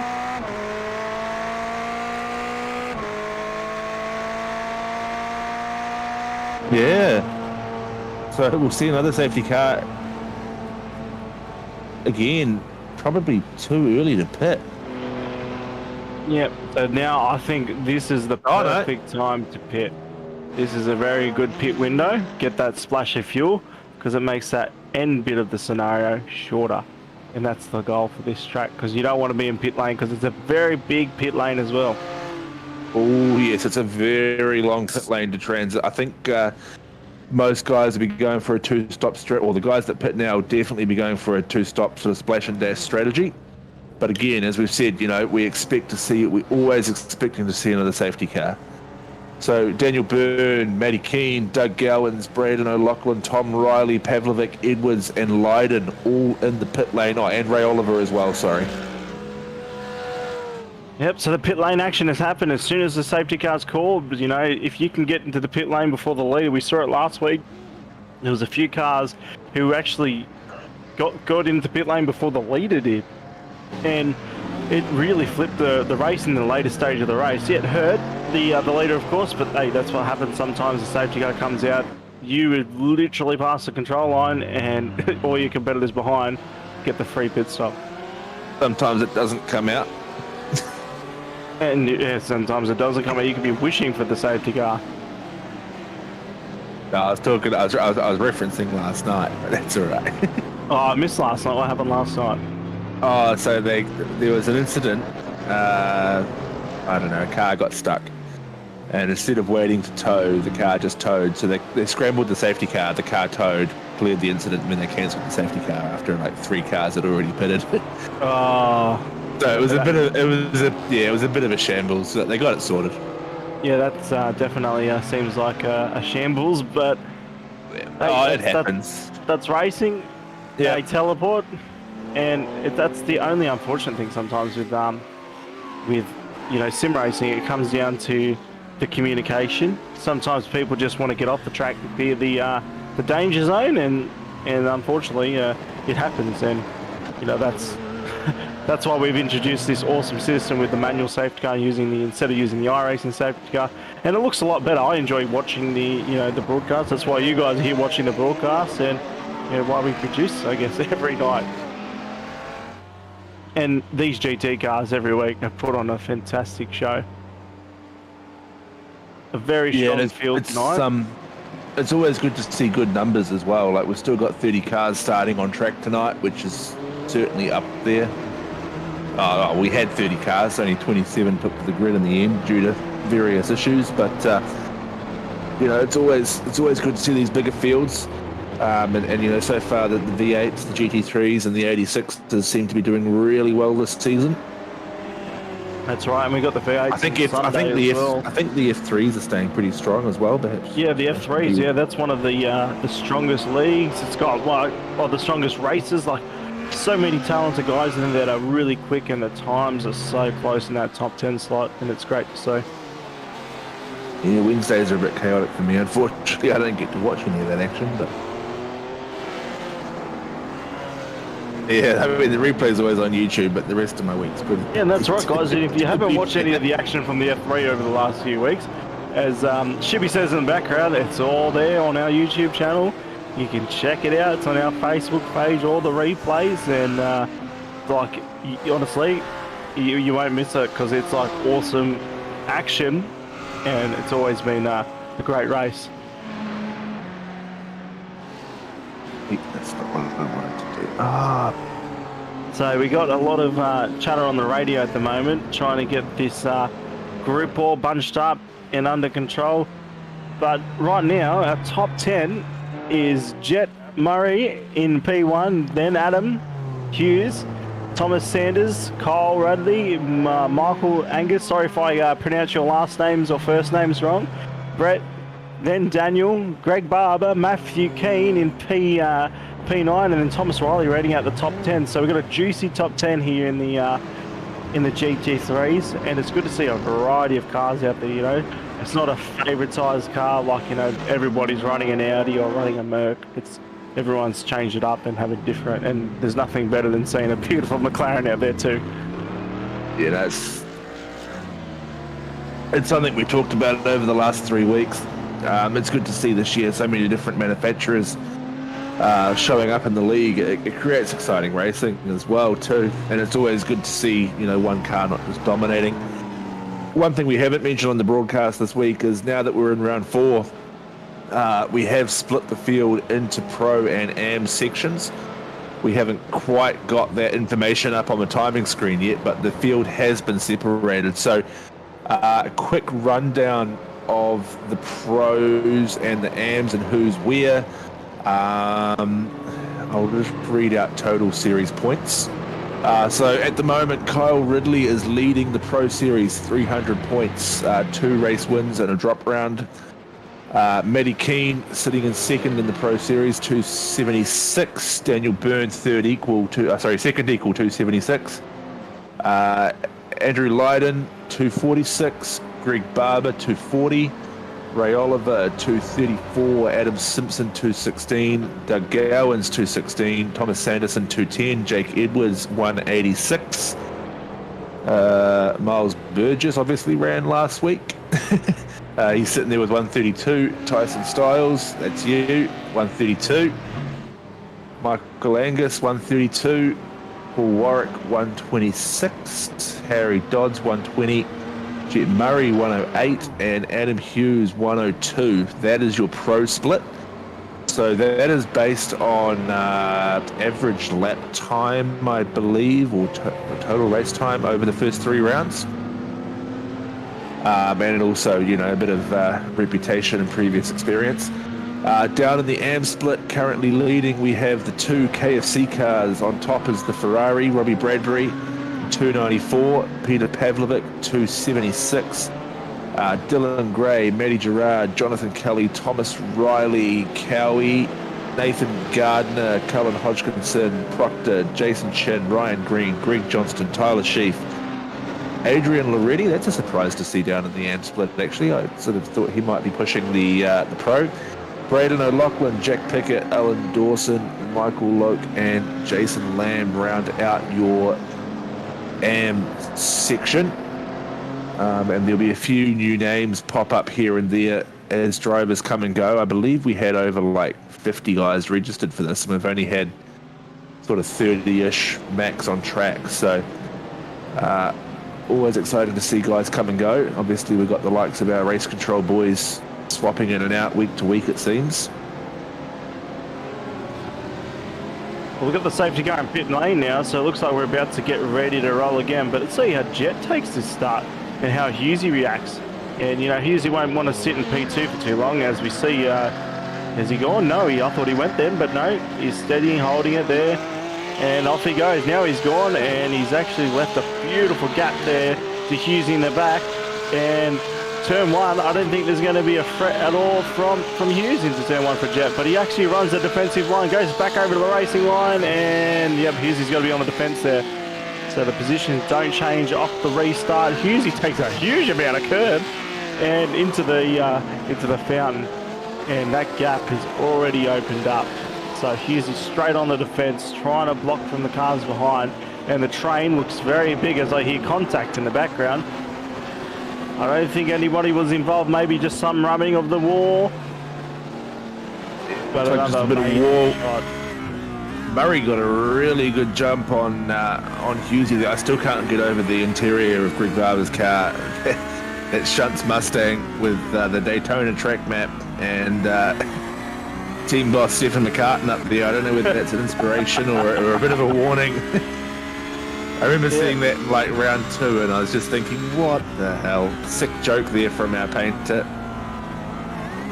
Yeah, but definitely if I was racing in that car and saw that face, I'd probably have a nightmare and crash. You'd want to crash it on purpose almost, eh? Just to try and improve the looks, I think. So I can see Jet is also in the chat at the moment. I think you should be concentrating on driving, mate, in P1. But if you're multitasking out in the lead and having a chat with us as well, well, good on you.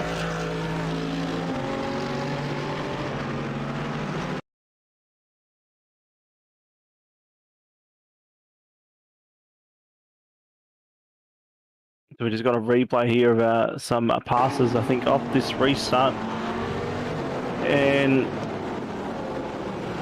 the respect again through this hairpin, a little bit of a wiggle there through the corner and a wiggle on the exit. So he might be compromising him into turn 1. Oh. A bit of a blank. So there actually wasn't a pass there, it was just a little glitch on our timing screen that said that there was a pass mode.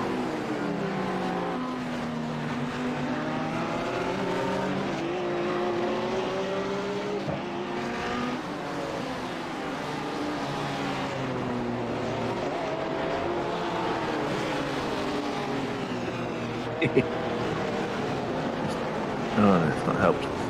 My screen's starting to get a bit jittery again. Walk through the Kittens car here as he's in a really tight battle. He's right in the middle of a sandwich for P7 and he's definitely got to watch his mirrors plus try and make moves in front of him to counter the guys that are probably pushing away because he's definitely got the speed. But as we see car 22 have a look and doesn't get the job done, and then we see the angry McLaren as well right behind him trying to get the move on Greg, but it's going to be on here. It's a great top 10 battle, and to see the gap behind the McLaren has just opened up slightly to the Beamer. I'm not sure who's in the Beamer, but it's on. Looks like the AAA to Tom Riley, I believe.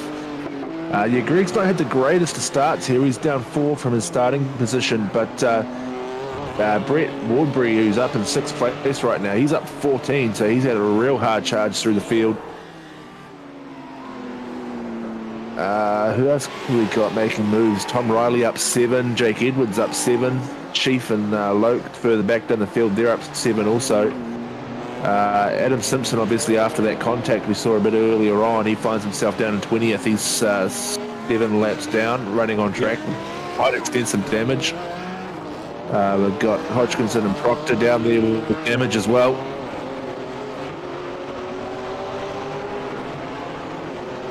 So a good little battle pack forming here. There's a couple of real close battles down the track actually. Adam Hughes is putting the pressure on Jetta Murray again. Daniel Byrne, Greg Barber, Matty Keane all chasing down Brett Warbury. Dougie Gowan's looking to get in front of Braden O'Loughlin. And I believe Edwards has just made another position on Lydon as well. Yeah, so it's a very hard track to, as you know, we were talking about before, get the gaps between cars. So everyone's always nice and close together because it's so slow, it's a tight flowing track. As we see a replay here. Oh, it's live. I thought it was on replay. Yeah, that was Edwards getting the pass done on Lydon.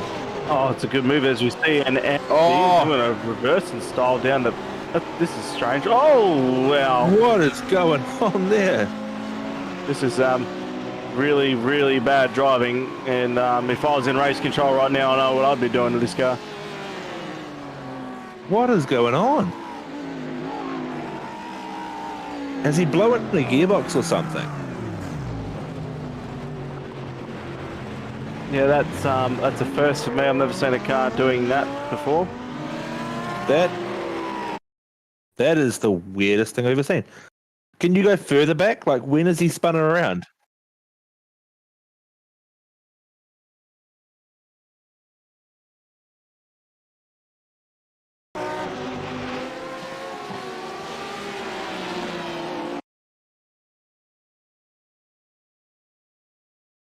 So he's coming way too hot, which, to be honest, easy enough done at that particular corner. Yep, locks it up nicely.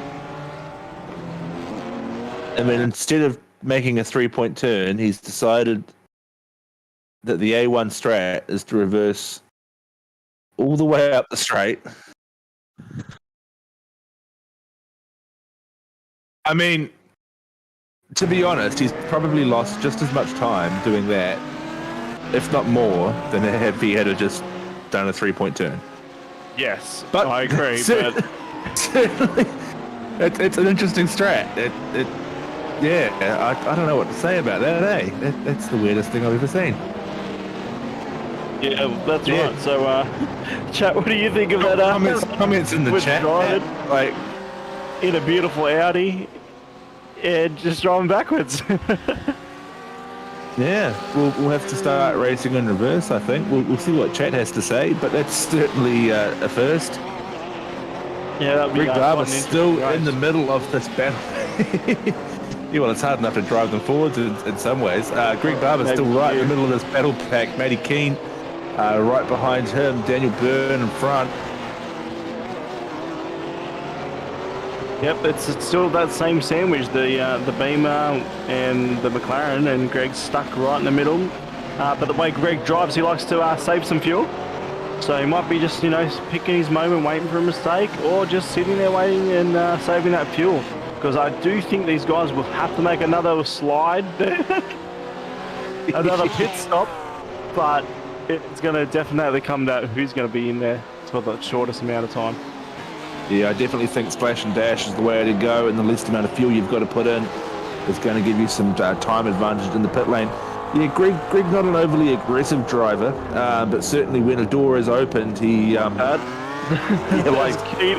just gone, oh, the door's there, I'm going to have a look. I was going to say, when the door does open, he's pretty quick to react and get up in there. And as I go to praise him, he goes and leaves the door wide open himself. Classic commentators curse. There he goes.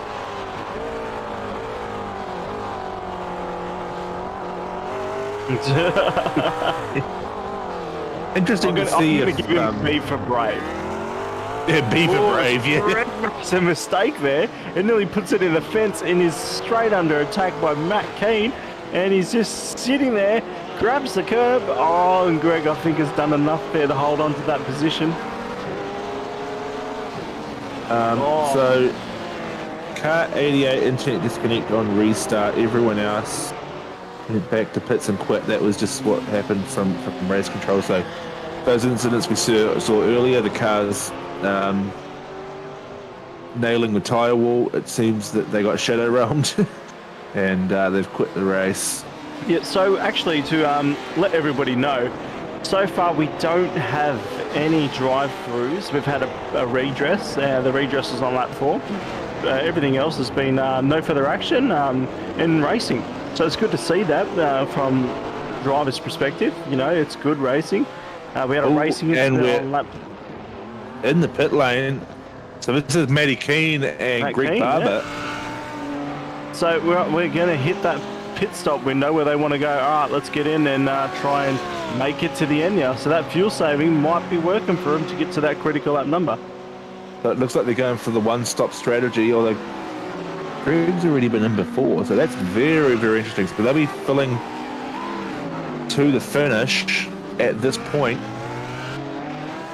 Yeah, that's right. So they're probably taking that full tank of gas, and if they get another safety car with all the action we've had so far, that could probably guarantee them to go home. So it's great to see them flipping the egg, as I call it, and trying something different to these front runners. Yeah, definitely the top 4 guys: Jed O'Murray, Adam Hughes, Kyle Ridley, Michael Angus, all yet to make a pit stop. So expect to see them in the next lap or two. because their fuel will be getting low, that's for sure. Cheetah Murray's got a pretty good gap on Hughes here at the moment, 1.77. 5 seconds back up, further back up the road, sorry, to Kyle Ridley in third. So opening up at the front, still plenty of action going on in the middle. Daniel Burns caught up to Brett Wardbury as ShiBBy's having a bit of a joke with himself there in the background. Yeah, I think contact. was the only one laughing as well. But as we see, a little bit of contact out of the exit of the hairpin onto the front straight now. And let's see what happens here into turn number 1. Or we could technically call it turn 2. He's got the toe. Is he going to have a look? He puts it out there. And he's definitely going for the pass. The room is given. And the job is done. Excellent move. Yeah, great commitment there. Plenty of respect given from them both. That was Sanderson over Ray Oliver. Ray's a pretty tidy racer. And that's Sanderson's right. had a... Oh, as he takes a lot of curb there. Monstered that curb through there. Yeah, Sanderson's had a bit of a rough little sort of middle sector or you know, end of the half in this race. He finds himself down a few positions. Obviously that little spin before didn't help him. Yeah. Way back through. As we see some of these guys now as well, like get into their rhythm, and the track kind of is going to grip up over the race. I think we started at 25% grip, or rubber in as we call it. So the track will come up and into the middle stage. Sometimes your setup works really well on a low grip track, and then on the high grip track it doesn't really work. So interesting how those cars handle it, especially, you know, touching a curb. I don't think these guys want to use too much of the curb, but so we concentrate back on the battle for the back end of the top 10. So see car 07 here, sitting behind, just pushing his way through. I can't see where he started the race. He's one up, so he started 10th. He started 10th, he's one up, and then Jake's behind, who started, and he's up 11 spots. That's right. So yeah. I'm quite surprised Jake hasn't updated his picture. He's changed his Facebook profile picture recently. He was at the Bathurst 12 hour, and he was becoming quite well acquainted with some promo girls. I'm quite surprised he hasn't. Updated his profile pic here on SRW as well to replicate that. I didn't know if it's going to change next week. Looked like he was having the time of his life at Bathurst, and it wasn't from watching the cars go around the track. I can tell you that.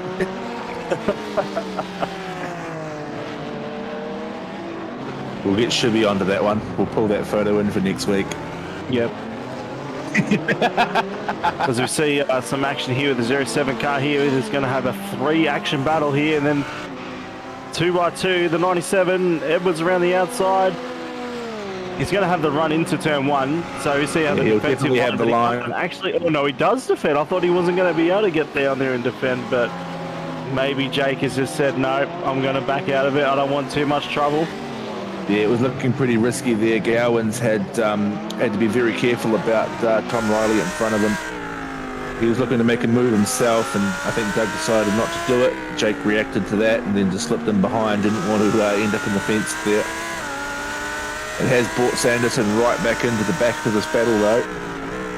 That's right. So Sanderson's come all the way back up into this fight. It's now a 4-way battle for what that's going to be P8, and they're sitting right on the tail of him, and let's see if he's going to make the move. See a little bit of damage on the back end of Jake's car, but Jake actually pulls off, so well done from Jake. He's just lifted off and said, nah, you go through. Now it's turned into a 5-way battle. Yeah, someone just dropped out of the server there because we were following them and everything just went black.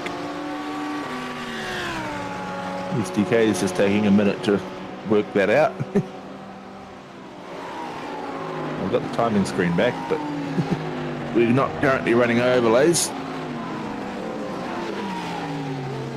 So yeah, we apologise. SDK's got having a little problem like always here, and it's ShiBBy's turn to have internet issues again.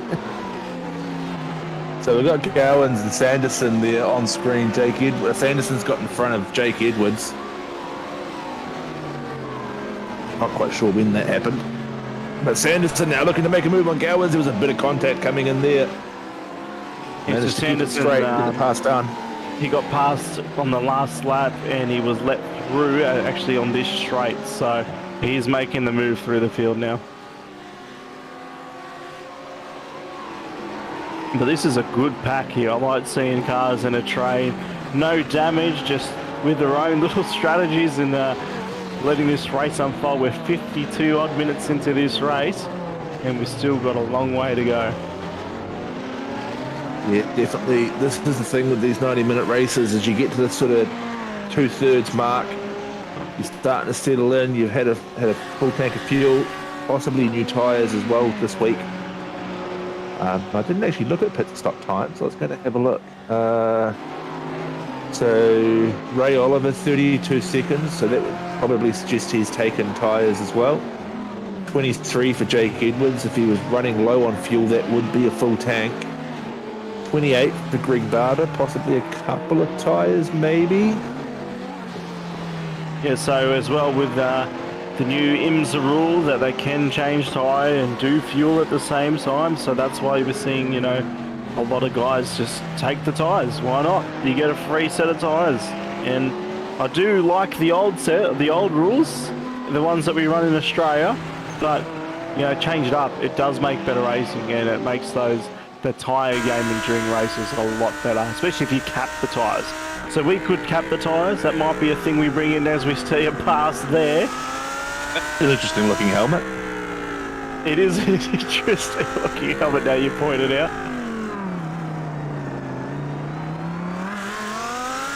But I must say that, like, looking at that BMW, that is just gorgeous. Just looks mean. Oop, as we see one of the boys just have a little issue. And we see a move now down the inside by the Audi. Great pass. Sanderson over O'Loughlin for 6th place. Yep, so that's a position done. O'Loughlin would be leading the AM split again though. So he's doing quite well actually when you look at it from a pro versus AM points position. Sure, next week we'll have the pro and the AM splits up on the timing screens, make it a bit easier to see. As we see on the, I think Thomas Sanderson's the first driver to actually get a black flag. So once I figure out what the black flag was for, I'm gonna say driving standards. Yep, that's yep, exactly right. So reversing down the back straight, driving standards, drive through penalty for that car. Which again, as I said it live. If I was in race control, I wouldn't be too impressed with that. With you know, if you can't do it safely, just wait for the entire field and then swap it around, get over and go. But he's unfortunately got a drive-through penalty. He was in P7, so he did recover after that little spin and push his way back up. Of course, he did need to take a pit stop, but as we see him trundle down the pit lane now. Yeah, Kyle Ridley in the pit lane as well. So that will be for his scheduled stop, I would think.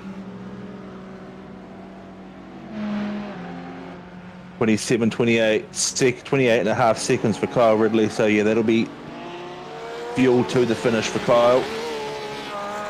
He'll come out sort of 13th, 14th-ish. Yeah, as we go back to our leader here, car 19 Jet. He's starting to make a nice gap. He's got 2.2 seconds over Adam at the moment, and he's just eating away. And the car looks nice and straight. And these guys are doing incredibly well on fuel too. 53 minutes in, well over halfway, and they're still on the original tank of fuel. They've yet to pit.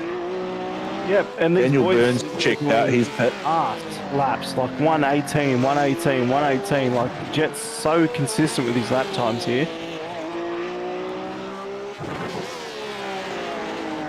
And I think Adam is doing 19s. Adam's last lap 18.7 as opposed to Jet Murray's 18.3. Both of them have gotten to the 17s though. Jet Murray's fastest lap is 17.99. Adam Hughes has the fastest lap of the race, 17.94. Yeah, so very consistent with lap time, so it's going to be interesting to see this fuel saving window that I think Adam might be playing, but I know one person in that team that loves to fuel save, and that's definitely Greg. So I'm looking forward to seeing where he comes out when he starts pushing through. Yeah, well, he's already had his 2 pit stops, so he's probably going to need to be a little bit fuel savvy, probably fuel save throughout the whole stint rather than have to really force it. As we see Pavlovic there trying to defend Carl Ridley. This is for 12th position.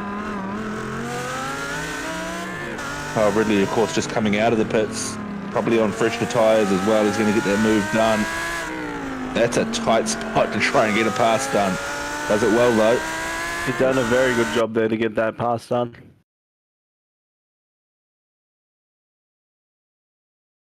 As we see here from the chopper shop, as the beautiful car park gets in the way, but he turns in, gives him the space, and great respect from both drivers there. Yeah, it's very well done from all parties involved. So Michael Angus in the pit lane, Tom Riley also in the pit lane. Second stops for both of these guys. The first stop for Michael Angus, pitting from 3rd position, the leading fishy car. Doug Gowan's on screen there now. He is currently sitting up in 5th after these pit stops, but he will need to pit again at some stage. Yeah, that's right. So the few of the front runners haven't made their pit stops yet, and just trying to eke that fuel out as long as they can into the race so they can guarantee, a nice strong finish and full pace at the end of the race. So I think we just clocked over the hour mark, or just under the hour mark, I should say. And it's going to be very interesting to see these. And, why don't we just call it? Let's have a safety car and juice it up some more. Yeah, well, a safety car right now would be ideal for Jet and Adam, having not pitted. And, of course, depending on... did ShiBBy just put that up as a joke? Just trying to tease us. Just teasing us. Because it would be a very, very interesting... if someone did have a mistake, a safety car come out at this stage, as you said, it would change the race so much that, those front runners, depends where they are on track, it can either hurt them or it's going to benefit them a lot. As we see the Matty on the clutch the entire way around there and maintaining the gap beautifully to the car in front. Yeah, and it's the only real battle on track. Jet Murray into the pit lane. Adam Hughes follows him in. So we're literally who's won the fuel battle. The fuel battle, that's right. Who's going to win the fuel battle? And the battle of pit lane. I wouldn't be surprised if Adam just doesn't take tyres here. Ooh, side by side. Oh, well done. Good driving there from Matty. Just goes, not paying it a pass around the outside because there's a wall coming if I do. But he's got a fantastic run here. But again, he's on the outside. And is he going to outbrake him and try the long way? Nope, he's trying for the crisscross. But nope, there's a big KFC car in front of him. I think he's just biding his time. But that's it. He's probably happy with the fuel save behind with the draft. Let's see what he does down here. He opens it up, looks pretty down wide the entry to the corners. Ooh, yeah, he kind of went for the look, but not a full send. But then, look at that. That's beautiful. Look at the grip he's just had through there. And he's got the jump done. That was so well done. That's some excellent driving. The grip he had on the outside there was more than I was expecting him to have, and then he had the grip and went around the outside. So a fantastic move there by Keeney. Especially considering the amount of curb he used on the right-hander coming off the straight, it would have unsettled the car. He's done so well to hold that line around the outside. Pavlovic, though, right back on him. He's not given up. Jetto Murray rejoins the track in 5th position. Ray Oliver has split Jet and Adam. Adam currently sitting in 7th. Yeah, Adam seems to be a little bit further back than he was when he entered the pit lane, so a bit of a slower stop from him. But the fuel difference, as we said, could be all the difference in those pit stops. Yeah, 2 seconds slower in the pit stop there for Adam Hughes over Jet. Daniel Byrne in the pits now as well from the lead, so he slips down. Brendon O'Loughlin, currently running in the AM series, is topping the chart. He's up 12 positions. Great run from him. Jake Edwards, who we suspect has fuel to the finish, currently sitting in 3rd.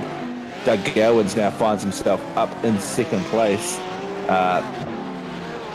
Doug probably still needing to stop again though. Well, actually, no, saying that, all 3 of those guys, Brendon O'Loughlin, Doug Gowans, Jake Edwards, all pitted lap 17. Yeah, so that's quite a long way to go. So yeah, you might be right. They might have to pit it definitely again. But again, we could be wrong. So we could be just taking a big hypothetical guess here, because sometimes you can save a lot of fuel, but this track, hasn't got a very big high braking zone, which is great to save fuel in. But we've seen different techniques with different drivers, clutching it around all the way through the hairpin into turn 1. It depends on, I guess, your skill. Like in the supercars, we see the boys like Blake and stuff really save fuel anywhere. If they're together on track, they save fuel. So some of these guys, bring it into the GT world, doing the same thing.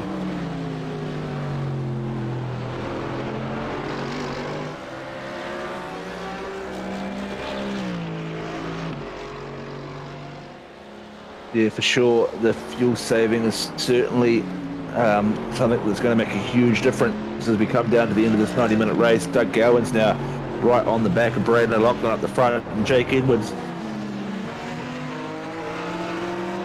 Sorry, sneeze mute. Jake Edwards finding himself sort of in the hunt as well. Mm-hmm.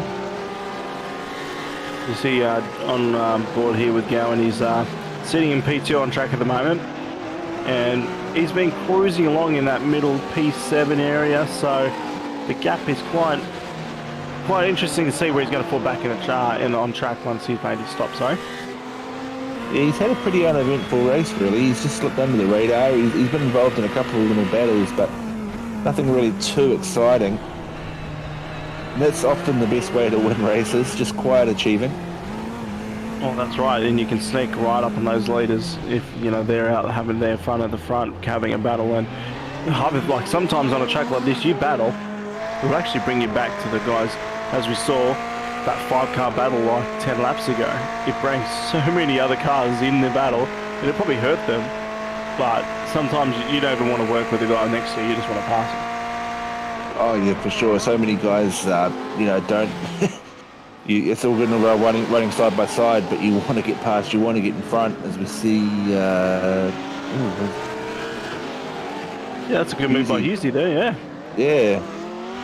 So he's pushing now. He's got his fresh rubber, I think, and his nice, fresh, clean car, and trying to claw that gap all the way back to Jet.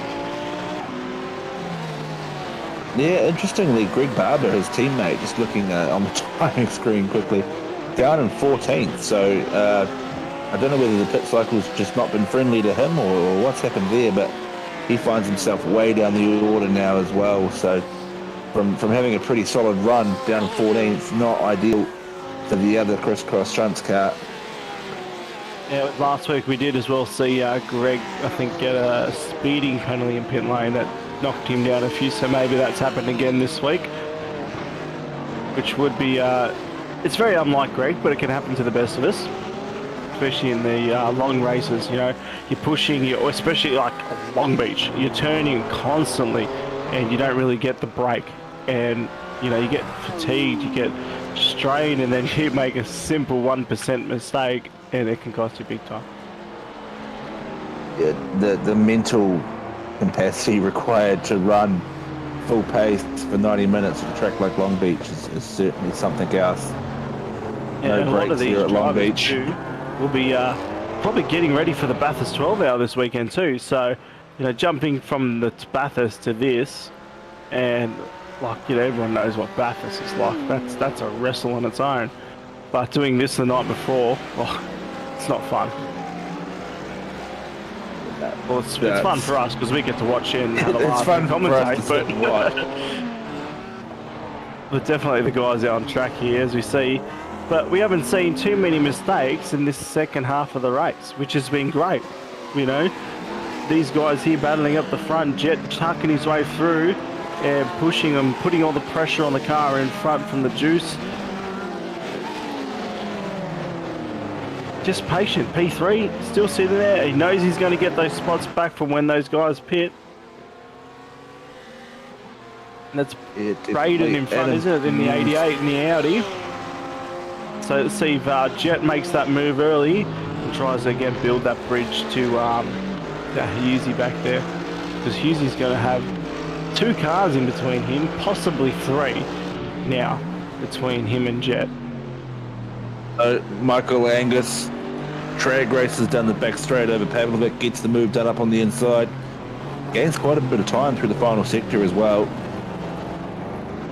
Nice tight line through the hairpin. He'll get that run. Peter close enough to be in the tow. Yep, maybe he might hit that DRS button there and slipstream past him, but if only the GT3s had that. Just don't think he quite got the run off that corner as we see Jake Edwards there getting past Greg Barber. Oh, sorry, Hughesy. It was Hughesy. Yep, so Hughesy gets him back down the straight. But you're right, Hughesy gets it back down the straight, pulls right back in front. Good work there by the 2 boys in the Porsche. And these 2 will work together. Oh, and Pavlovic's around. Peter in the KFC Mercedes is all around. He's reversing back onto the track trying to get the clear run as we see the replay come up on the screen. That's it. Self-inflicted. Oh, self-spin. Does he smack the rear? No, he gets lucky by not hitting the rear. We do see a little bit of damage on the rear wing though, but he does keep major damage and just taps the wall there, and he wants to keep going. But he's done a really... Matty Keane gets stuck. That's no. That's unfortunate. We can definitely probably expect a penalty for that one. But as we said, it is a tight track. It's hard to get the car around. These cars have got traction, so you got to turn the traction off to flick it around, then drop the clutch, and it's hard work. I would think Peter's probably given Matty a free position there. Yeah, he had. Peter's lost a few positions actually. I wonder if he was nursing some damage back to the pit lane. We're watching Matty Keane and Daniel Byrne battling it out right now for the top 10. Flames flying out the back of that McLaren. Yeah, he doesn't want to get too hot, too close to that car. He might catch on fire. And it is a very unique car, this McLaren. It's been in the on-air racing for a very long time, and it's always had that beautiful flame out the back, and it's unique to the McLaren. It is the same in real life when it used to drive around. The flames used to pop out the back, and it was great to see. But we do hear some fuel saving again, the clutch all the way around. But he's bringing those other cars into play. But he's also backing up the car so that fishy car behind can have an attack.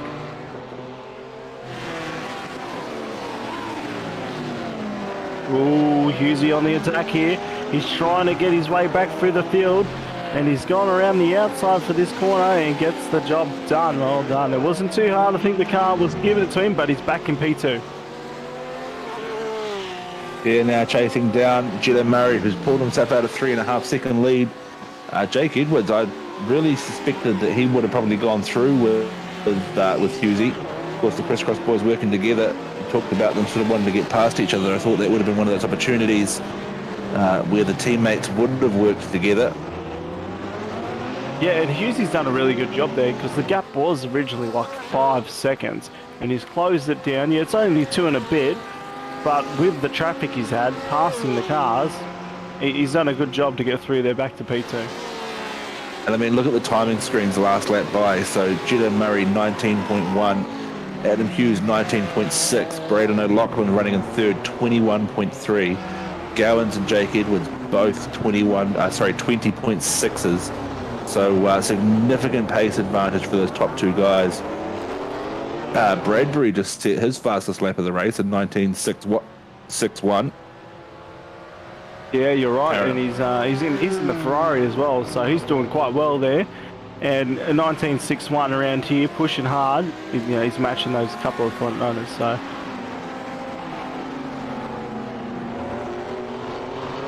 yeah, I mean the only other guy sub 19 at the moment is Kyle Ridley with an 18.7. Sorry, Sanderson's got an 18.1, so he's right up there on pace as well, but not having the most ideal race as Sanderson. as you see that car nearly smacking the wall. Yeah, 17.99 for Jet and a 17.94. It's just ridiculously fast from those two. Yeah, race pace is great. Oh, What's this looking like? contact. No. Oh, and the rejoin was nearly bad as well. So that was Angus and Matty, Michael Angus and Matty Keane. Yep, so he sees the gap. The door's wide open. He goes in 38, turns across, makes contact, whacks the wall, and spins. As he goes to rejoin the track, though, I think he nearly hits another car. Oh, that was so close. I want to see another angle of that one. That was a very tight move.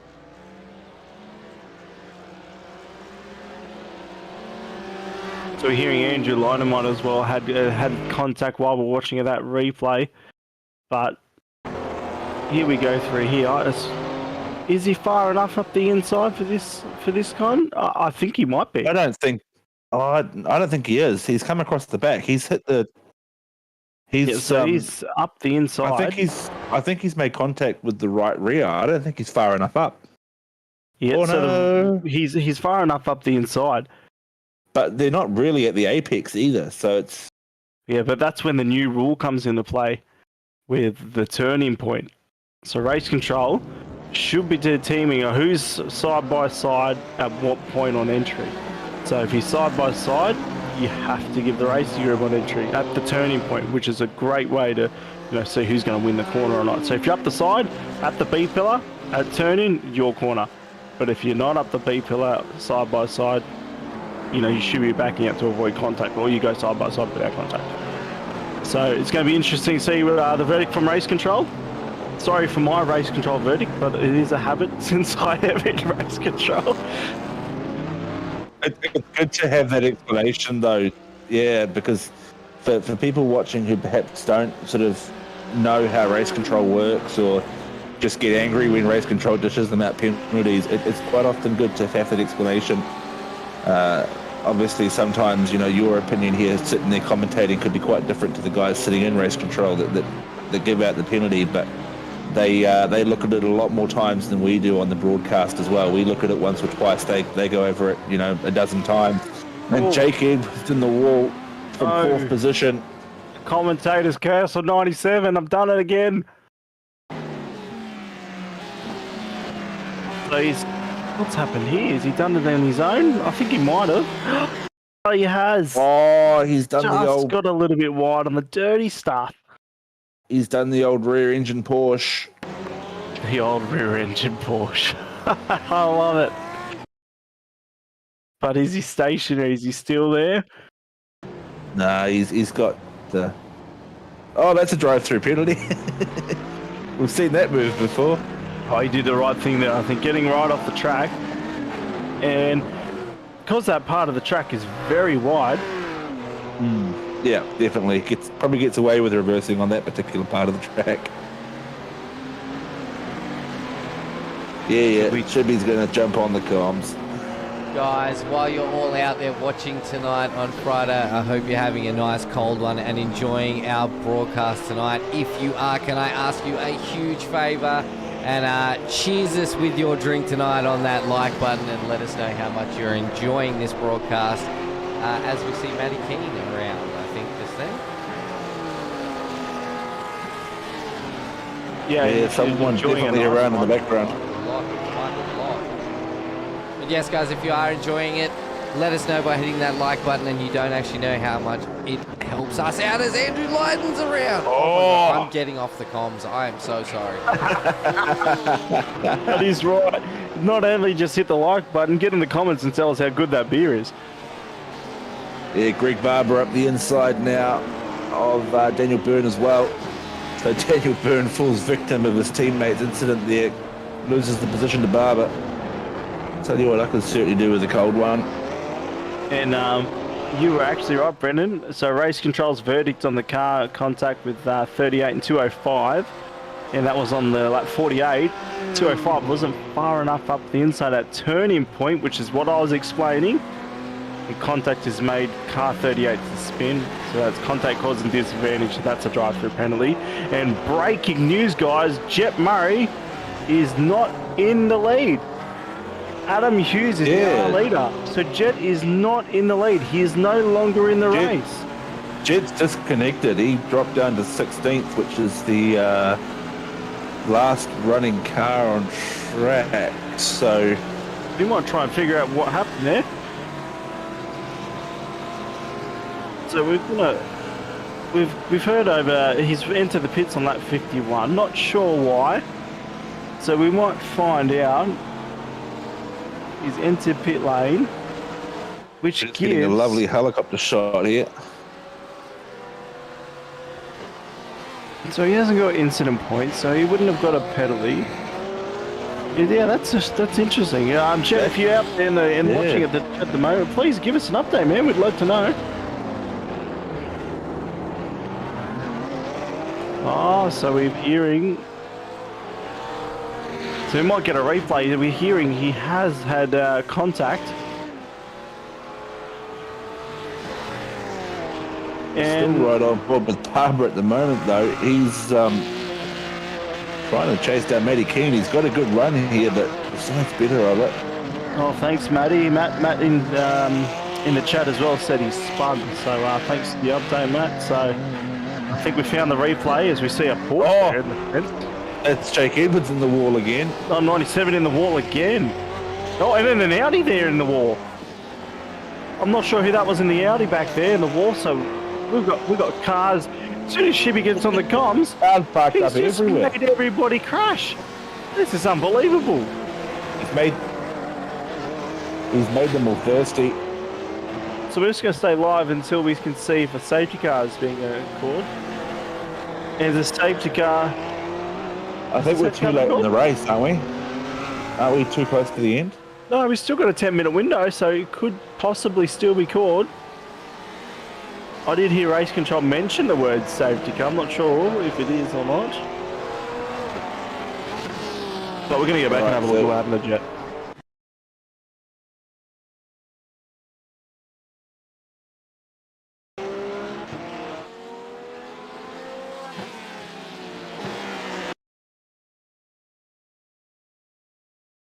Oh, he's done the old Porsche trick. Da da da da da. Oh no, Jet. And he does the right thing, rolls out of it. Wow. That was scary close. He's just trying to get it around. He's just got to be very careful. Oh, I can hear a car.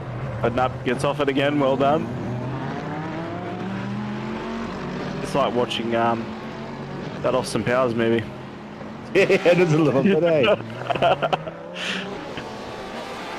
It's just a little bit too difficult to turn the traction control off and dump the clutch in these things. Jet, it's all right. So Jet's dropped in. He said he's feeling like a bit of a sore loser, but it was his fault, and you went down the pack and no point. Mate, look, you left the race correctly. You have made it back to pits. It looks like you've let race control know what you're doing, and you've done it correctly, mate. So, look, well done on your effort tonight, and unlucky on that little spin, mate, and we look forward to seeing you back next race. Yeah, that's it, and you know, it happens to the best of us. You spun and you hit the ball, but you will always bounce back like you always have in the last few races, so unlucky. Hughes is in the lead, and I think Hughes will have a big smile. We're seeing a lot of slow cars here, so we must have a safety car. Yeah, it's looking like a train is forming.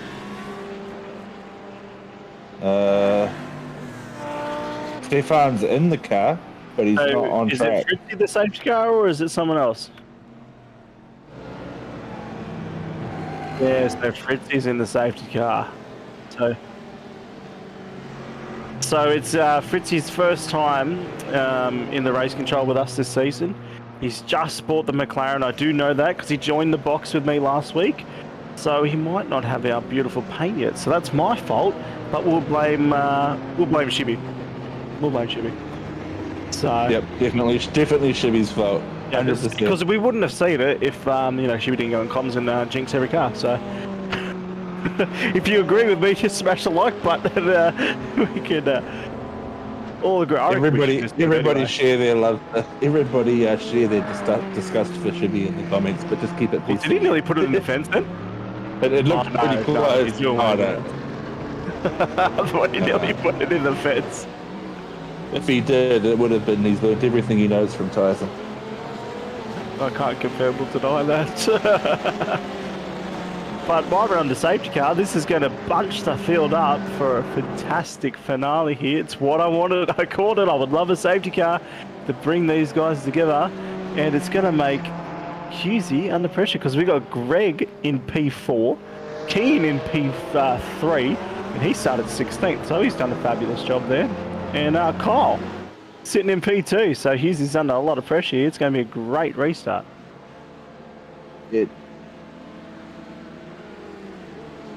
Oh, we're going straight to restart. Oh, I've got Jet in comms already, but very quick safety car. I will keep you in for a bit anyway. Jet, I don't think we're going green yet, though. So it looks like the safety car is still chilling out the front there. He would have definitely pulled away. So it looks like he's doing one more lap. All right, let's talk to Jet then. You there, Jet? Yeah, not the result I probably wanted. You definitely had the pace before you got into the 17s, mate. That must have been a bloody blistering lap. Yeah, it was, and as the Porsche is the Porsche, it gets really loose in there. Rear end when you come into a corner with lightweight, so stuff happens, but yeah, backed it into the wall and wrecked my chances of getting a top 3. Yeah, it definitely did, and as you said, like it's the Porsche. Sometimes you can throw it in the corners and it's got amazing grip, and then sometimes you're trail braking through it and it just wants to step out at high speed and kiss the wall, and it's a bit unlucky, bro. But what do you think your chances? I saw Adam was really creeping back up on you, the gap, but before you pitted was around 3 seconds. You got 2 seconds on him during the pit stop, and then before you had the spin, it was back down to I think 3.5. Do you think he was going to catch you? Maybe not. I was just being cautious with fuel as well. Fuel saving a little bit here and there. But I think it would have been a good race at the end. Oh, well, that's what I was looking forward to. As we see now as well, the safety car lights are out, so we will be going green next time by. But again, unlucky, Jet. It was great to see your form in qualifying and then same in practice, and then to come out in a race and just you were dominating. And one mistake, it can happen to the best of us. It can happen to the leader. It can happen in last place. And unfortunately, it happened to you tonight. Thank you. All good. And make sure if Husey wins this race, you slip into the DMs and tell him he owes you a beer. 100%. Thank you. Thanks, Jet. See you later, Jet. So, all right, so safety gets us in pit lane. And Husey has control of the field. So far, we've seen the very late restarts. We've seen some cars eat the tyre wall coming around the last corner. What are we in for this time? Yep, when's Husey going to go? Because he got a different car behind him this time. Is he going to approach it different or go the same? Nope, he's holding again. Wait until that engine goes and he's just going to zip. I reckon he's going to go now. And Husey's gone. Oh, he's gone, all right. I tricked you. Sorry, boys. Sorry. And he had a very clever little brake check on Kyle Ridley there just before the start-finish line. and it just sort of backed up really a little bit. Gave Matty Keane a really good jump. He finds himself in third place now. Greg Barber, we were talking about him a little bit ago, way down in 14th. He's back up into fourth place now, just out of nowhere it seems. So the two crisscross cars doing really well right now. They're on for a double podium. Yep, as well, can I get a replay of that safety car restart? Because I'm hearing over the comms there was some people overlapping, and if they're overlapping in the restart, I think that's a breach of the rules under the safety car restart. But as we see here, cars going and battling for these final positions in the Ferrari, in the fence! No! Oh! That was so 07 close to taking out the rest of the field. So that was Doug Gowans. That was, yes, that was Doug. I'm not sure who the other one was.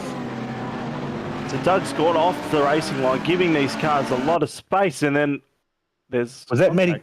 No, not Matty Keane. There's that smiley face helmet. It's an Alpha Venturi car, 088. Sanderson? Yeah, Sanderson. So I'm not even sure what's happened with that contact there, but again, race control will get on it. We've got 5 minutes left in this race, and it's going to come down to the wires. We see the wiper blade of the Fishy car wiping away all the dirt, which is another thing to look forward to. Some rain hopefully in the next few patches. Some exciting racing then in SW. Yeah, more excuses for sideways Porsches. As we see Keane, or we can hear Keane, I should say, still saving fuel. Yeah, he'll be wanting to keep Greg Barber behind him. That's a great shot. Yep, so Greg is definitely going to be trying to put all the pressure on here, trying to get that move done. As we see the backfield here, made a little back 10, or the top 10, sorry. Two battles going on. We've got Action. There's a couple of really good battles. This is what happens when you get a safety car with 5 minutes to go. Ooh. So we've currently got the battle for, well, basically the entire top 10. So Matty Keane leads Greg Barber. The battle pack behind is Burner, Lachlan, Woodbury, Bradbury, and Angus. Bit of a gap back to Ray Oliver, who currently finds himself in 10th. Then we have Sanderson, Lydon, Pavlovic, all right there. Sanderson just poked his nose on Oliver. Didn't get the move done though. Oh, that was a bit of a tap. So Sanderson taps the tyres. It drops 2 spots. Yeah, so he's dropped 2 spots there, but he's still going. He hasn't got too much damage. Hopefully the wheels aren't out of alignment, and he's still pushing on. So with this battle here for the top 10 positions, it's really on. He probably got a bit of damage from that contact the previous lap with Gowans as well. But then we flick back to the battle for the 3rd position. Greg is still there with the train of cars behind him. And Keeney says, nope, you ain't getting past me. He runs a very deep line there to defend from Greg, and Greg has to go the long way, but he's definitely not going to sit there. Greg will want an interview. Greg wants the podium. Is he going to send it here at the last corner? No, he's been forced around the outside and tries the crisscross. Crisscross racing, run. Crisscross. Well, I'll tell you what, he's got the slipstream. He's got the run off the corner. It didn't look like he had it initially, but he got a brilliant drive off the corner, side by side, straight over the line. Yeah, job done. Yeah, he's made the move done already. Yeah, Keane must be really tight on fuel. If he's saving so much fuel, and he's just said, nope, I can't survive for 3rd position, has to give it up. And he's done it well. And he's given the spot up for 3rd. That's Greg into the podium spot. He's driving quite well. He's up 1 position from his starting grid, but he's been sitting in the mid-pack there for a while. Well, both Greg and Matt pitted lap 28, so I think the McLaren has a slightly smaller fuel tank, I want to say, but pretty similar on fuel strategies, both of them. Sanderson and Lydon still battling it out hard. That's for 11th place. Pushing, they're hugging down the straight. None of them want to give each other space. And oh, he's in the fence. Oh, that's a race in there. there's gonna be some telemetry unpacking there from race control, and I think at this stage it'll be post-race penalties, because that's going to take a while to review. No doubt they'll be looking at the steering inputs. Yeah, while but Adam Hughes didn't want to give space there, but you're right. You said Adam Hughes, as I cut you off, is still leading the race. And he's built up quite a gap too. He's got 2.8 seconds now over Kyle Ridley. So he's basically driving it home at this point. You see if it's a white flag. Could be white flag. Oh, 38 in the wall. Oh, Matty Keen's in the wall.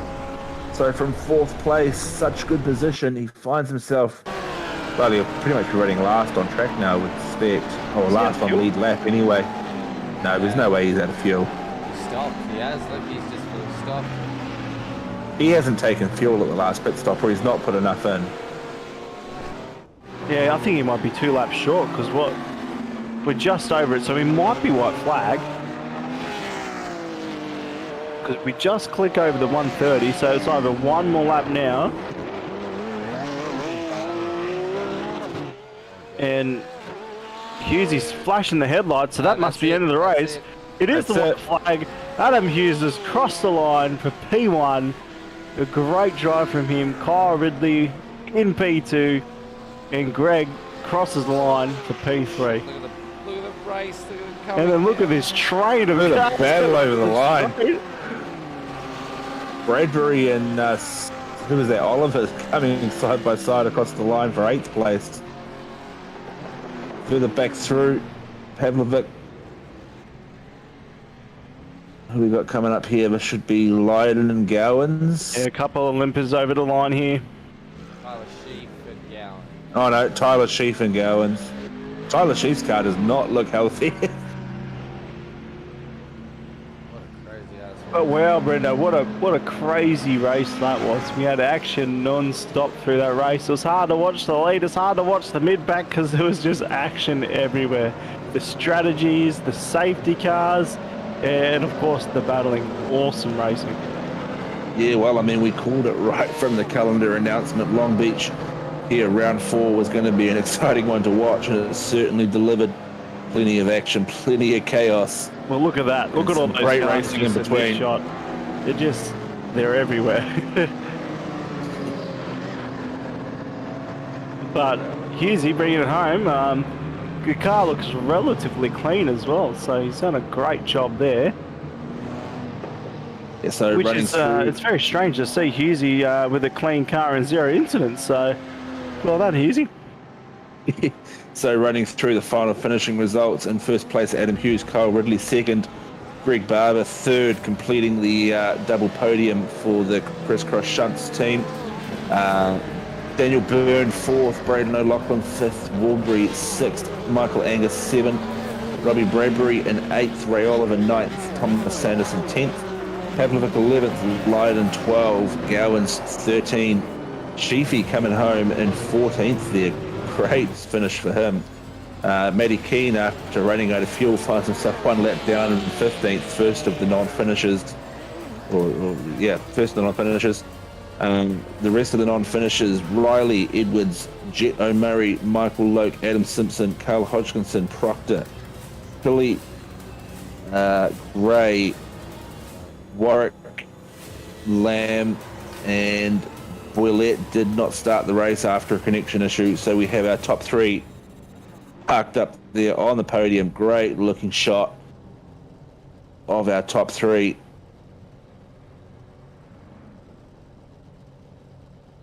See if we've got these boys in the green room yet. No, none of them are there.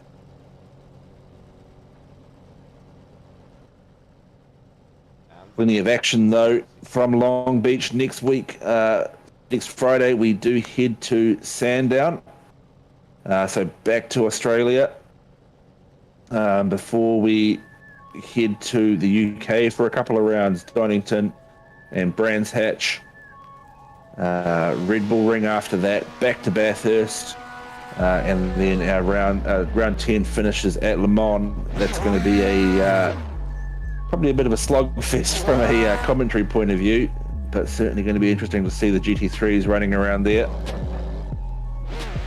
Yeah, Le Mans is one of my favourite tracks to race at, so it's definitely a round I'm looking forward to.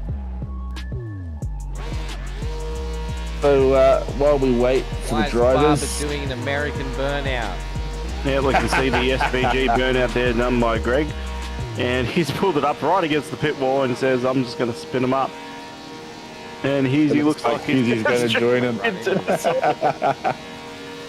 So while we wait for the boys, obviously you mentioned a bit earlier in the broadcast, Tyson, Bathurst 12 hour tomorrow. No doubt you and the boys from Performance Sim Racing have a car. Yeah, so we're just trying to figure out who's going to be driving. So I've got a busy night tomorrow night, and I'm aiming to be in the car around midnight. So that's the plan for me. I think Cowie might jump in, and then we got Ed and Travis as well. So hopefully we get all four of us in the one car. We couldn't get the second car like we wanted, but hey, we're going to do it as a team and hopefully bring home the chocolates. Yeah, I mean, I'm not racing tomorrow. I've got real life getting in the way, but I think I can probably speak a bit better to that. But I know the SRW community certainly do get behind the endurance events. I believe ShiBBy was saying a bit earlier that even the SRW admins are starting to form up a bit of a endurance team, not for the 12 hour, but for some other endurance events coming up. And no doubt we'll see our other teams, you know, the Juiced Boys and SLM and Kittens, they all run the Bathurst 12 hour as well. So best of luck to all our SRW alumni tomorrow running in the various splits. We do have Greg Barber now in the green room. Give me 2 seconds. I'll just drop him in. Oh, never mind. ShiBBy's done it for me. Greg Barber, sorry. I don't know what I was doing there. Greg Barber, third place tonight here at Long Beach. Talk us through your race, mate. Oh, mate, it was eventful, wasn't it? That's one word for it. Yeah, no, look, qualified pretty well. Pretty happy with that. I was actually on a lap good enough to put it on pole, and then there was some chatter that put me off a little bit, but that's all right. Water under the bridge, and first part of the race was kind of got a bit mucked up on the start with the boys in front of me. They were a bit slow going, and everybody else read it better. But just slipped back in the bottom half a bit. Drove around trying to make my way through. But, then a couple more things happened, and up in the pits a couple of times. I'm pretty happy to be able to recover back to third. Yeah, somewhere around the 60-minute mark, I think we saw you and sitting down in about 14th, 15th position, and then towards the end, you kind of just slipped up under the radar. Was that just a bit of dumb luck with the pit cycle, or was that more on track? We didn't really see you come up at all, to be fair. Yeah, actually there was a call for a tow somewhere, and I kind of anticipated a safety car and dove into the pits. I took tyres and fuel at that point, so I thought that'd get me to the end, and they didn't call the safety car, so that ended up being a flag pit stop. But it at least put me out into clear air, and I was able to push some pretty good pace, and pretty soon I was starting to realise that the guys that were around me before I pitted were pitting and coming out behind me, so I obviously made some progress in the clean air. Yeah, and then mate. especially that battle as well. Sorry, Brendon. That battle at the end there with Mr. Keeney. Talk us through that, because that looked quite interesting. He was saving a lot of fuel through most of the lap. Yeah, I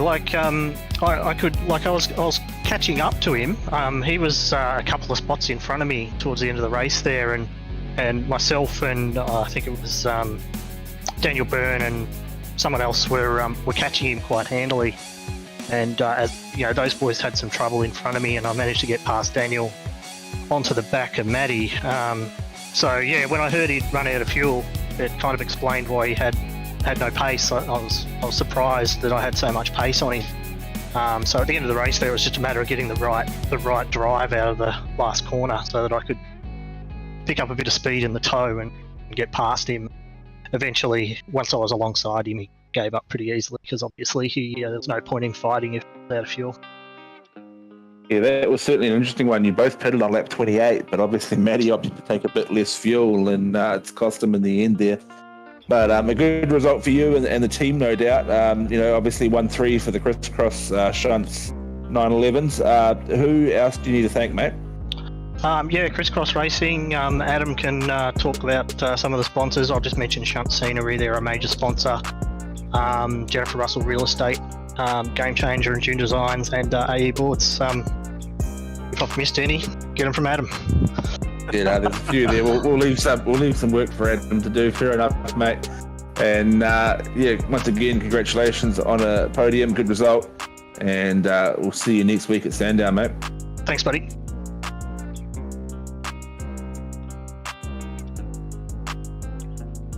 Alrighty, Kyle Ridley, second place here at Long Beach. Took us through your race, mate. My race, it was, it wasn't overly eventful. I qualified 5th and got P4 at the start and just kind of chilled out there. The boys ahead of me comfortably quicker than me, and guys ahead of me a little bit slower than me, but through a few mistakes from other drivers, I was able to pick up the pieces and grab home a P2. Yeah, during that middle start of the middle part of that race there as well, like it was very quiet, especially for yourself. And then the safety car comes out, bunches everybody up, and everything happened. That 45-minute mark when we had the 2 cars off and the safety car, and we even saw a car driving backwards at one stage.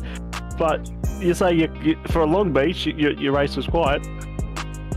well, yeah, I only made 2 on-track passes when I made my pit stop and coming back through the field. So it was, I would prefer a quiet race at Long Beach. It's a lot nicer than having to fight the balls. Definitely would be, especially it's a concrete canyon. It's hard to pass unless you really send it, and the other driver has to give you respect. So yeah, a quiet race is a good race, and a P2 is a good P2.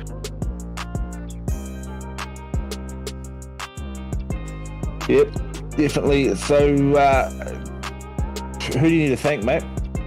Oh yeah, of course I want to thank Froglet Juice Racing, all the boys tonight, Jono, Brayden and Ray.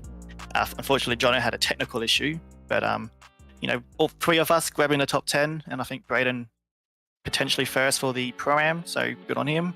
Also, I want to thank my sponsors of Juiced Energy, All Sports Gaming, Toyo Sim, the Pet Door Company, and FR Creative. So. Yeah, definitely a good result for the team. I didn't even think to look at that, actually. The team performed quite well, all the drivers, and yeah, as you mentioned, Brayden there, topping out the AM split next week. I did mention a bit earlier on the broadcast, we will have that split up on the timing screen for a bit easier for the viewer. And then we'll have a bit more detailed as to who's winning what. But yeah, great result for you in second place and a good result for the team as well. Well done, mate. Yes. Alrighty, we will pull in our race winner when my mouse decides to go where I'm telling it to go. Oh, there we go. Someone should be doing it for me. Juicy, mate. Second place. Well done. Yes. First place. Well done. Yeah. Yeah, no, I'm not him and his special needs, specialness, so I was going to roll the next few months. Yeah, well, obviously, a bit of a fortuitous first place there, but talk us through the rest of your race, mate. Yeah, it was pretty good all round. There was no major hiccups. I think I got pretty lucky with all the safety cars when and how they were called. I think when the safety car got called, it was mainly sort of early on in the race where, there's no point in pitting because you're going to lose track position by putting on 6 or 7 or 8 leads, which is pretty much pointless. Then I think just in general, Jet was quick as me, if not quicker. I had a bit of an issue, I think probably about 15 or so laps before my pit stop. I hit the wall, I think on the back straight, like the right front wheel must have got smashed in a bit. So I was losing about 5 or 6 Ks like on all the straights, so I was sort of dropping off a lot of time. But after the fast repair, it was good as gold again. I had mega pace again, but other than that, no, the race was just good. Just traffic was a major issue, and just the multitude of safety cars that ensued rather. Yeah, you guys definitely were in a league of your own pace-wise. You had the fastest lap, but I think Jet probably had you on consistency, man. Yeah, I wouldn't doubt that. I just, I haven't done any practice at all for this track. I've been doing a lot of GT3 racing, but I've just gone in blind with this track and just sort of gone off by what I remember from doing a few races like a couple of seasons ago. So no, I'm pretty happy with the overall result. No practice, come away with a win. So no, I'm pretty happy with that. Well, that's always good, rock up, no practice, jump in, get a win. I just want to know, Hughesy, what was with your restarts? Like, I was expecting you at the hairpin to, accelerate out the hairpin, but you seem to hold it off a little bit until really close to that control line. Yeah, I had full intention of doing so, but then I also had to think of my teammate too, because if I was to go sort of straight out of the hairpin or halfway through it, there would have been a domino effect, and my teammate would have been pretty much in the thick of it, being like from 3rd down to 8th. So I was trying to wait for him to get into a straight line, then I would say to him, yep, all right, let's go now. We'll try and both time and right. I was trying to think of him more than myself, actually, to be fair. Well, that's always good when you're working together with your teammates on track and, trying to build each other to get up onto the podium, which is what's happened tonight. So good stuff. Yeah, no, massive shout out to Barbs. He's had an absolute shocker tonight to go from one lap down twice to quartering his way back up to 3rd. So it's a fair dinkum, bloody good effort and good result. Yeah, definitely, man. And obviously 12 hour tomorrow, racing in that one, are we? Yeah, myself, the big man Barbs, and the smaller, shorter fella called Stefan Milk Carton. I'm not sure if you heard of him. He's gonna get his ass in the car for a few stints. So, speak of the devil. I've not heard of her. Sorry, no. Ah, right. Yeah, typical. Yeah. Apparently she goes all right though. Apparently so they say. ShiBBy's just while we're talking about old Milk Carton, ShiBBy's just throwing up an onboard of your cockpit view there. Talk us through the interior of your car, mate. Well, it's a bit of a stitch up from our painter for Doom Designs, Tyler Schwartz. The car was actually originally, the livery was brought in for the 24-hour Daytona earlier this year, and he thought it was a gimmick, put the Daytona map on there, but then he thought for a bit of added laugh he'd just put Stefan there, and the going quote from him was, "If in doubt, look at Stefan." And not once have I done that since, so I don't intend to either. No, fair enough. It's not a pretty sight. Focus on the road. It's much better looking. Yeah, no, it's a horrid sight to look at when you're doing 200 k's in Australia. It's like, oh, Jesus, what the hell's that thing? Alrighty, mate. Well, congratulations on a race win here at Long Beach. Got Sandown to look forward to next week, but in the meantime, who else do you need to thank, man? Obviously, thank you guys. Obviously, to Tyson McAvoy for filling in with all the dramas with BC tonight. So, obviously, shout out for him. What a nightmare. What a nightmare, absolutely. Massive shout out to him. Obviously to ShiBBy as well for doing the cameras tonight. Obviously all the other competitors. Obviously big shout out to RC and to I can't think of who his name is. His name's escaping me at the moment, but the new trainee. Fritzy, yep, Fritzy. Shout out to him for having a crack. Obviously sponsor wise, obviously CXR, Shunts, Poolmaster Bayside, KYS, Motel, obviously Doom Designs, Palmerston Bakery, and obviously all the boys at Whitey's Pies, and obviously huge shout out to Stefan and to me teammate Barbs. Hey, it's been so many weeks. I had a couple of pies from them as of last weekend, and they are absolutely dynamite. If you want a good pie, Whitey's Pies in Orange, New South Wales is the way to go. It's crazy. When I went on my holidays over Christmas, right, I was gone for 4 weeks. I actually spent my childhood in Cudao, which is a tiny little town about an hour's drive inland from Orange. And we were actually in Cudao, and Whitey's Pies didn't even come up. You're not spruiking them enough, mate. You got to do it more. I'm going to have to throw them out a bit more, right? Throw the name out, get them out there. It's not a short drive, guys. If you're coming from Queensland, that is not a short drive to enjoy a pie. So maybe we'll get Hughesy to send some up to old ShiBBy here, and we can distribute them that way, hey? Oh, I reckon we can try and make something happen, I reckon. Mate, I got to try. I love me a meat pie. Who doesn't love meat pies? In the chat, guys, let us know who loves meat pies, and let us know if you enjoyed the broadcast tonight. Well done to our podium. And Adam, you're going to keep that number one for the rest of the series? For the season, yes. However, probably not next season, as I've already missed 2 or 3 races through work or unrelated sort of just stuff happening that I can't even get to the sim for, whether it be disconnection issues for electrical, but mainly work. So I think I'm going to be out of the points haul or points championship for the number 1 again. So I think at this moment it'll just be basically backing up and helping out Barbs from here on out. Stiffer competition, you reckon, this season? Do you think they've stepped it up since last season, the end of 2022? Yeah, I reckon so, mate. There's new faces for sure. Obviously, the Fishy boys are pretty much dynamite, regardless of what they race and how they race. So they're not in this season. They've got other commitments on.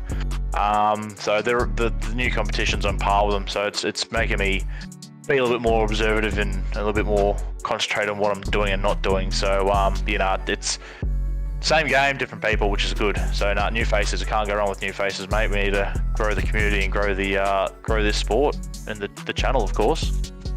Definitely, mate. Well, congratulations again, mate, and go and get ready for the 12-hour, buddy. Will you guys be streaming that over on your own channel? Yes, I believe we'll have our car streamed by Mr. Greg Barber, and I think our teammate car from What Is Positive gets streamed as well. So it'll be 2 streams going with 2 different cars. Crisscross Racing on Facebook, right? Yes, that is correct, yeah, but I think it's on Twitch, though. Yeah, Crisscross Racing on Facebook, but I think it'll be under Barbs on Twitch. Yeah, I'll share the link for our Crisscross Racing page as well, so you guys can jump in and watch that. I'm sure there'll be plenty of teams this weekend out there streaming, so guys, get out there, support your teams over the 12-hour, because I'm sure it's going to be some exciting racing. Sim Racing, we'll try and keep on top of posting anything that's happening during the 12 hours as well. It's definitely the biggest event probably for Australian sim races. I mean, the 24-hour of Daytona and Le Mans are pretty big worldwide, but definitely the Bathurst is the one that all us Aussies and Kiwis want to get behind and do well in. But that does 1,000 as well. That's the 2 top ones for us. Yeah, definitely. That does conclude the broadcast for Friday night. It's been Brendon Walton here along with Tyson McElvoy. Should be up on the cameras. We did have Toddy in for all of about 30 seconds, so shout out to him as well. Hopefully he's got his connection sorted out. It has been one hell of a race here at Long Beach. Certainly plenty of action on the track. And we will see you all back again Sunday night. In fact, I'll be commentating Sunday night. I'll be looking forward to that. First time, I think, commentating the Pro V8s for me, along with Sinkovic. And we will see you then. But as right now, we're signing off, and enjoy the rest of your weekend.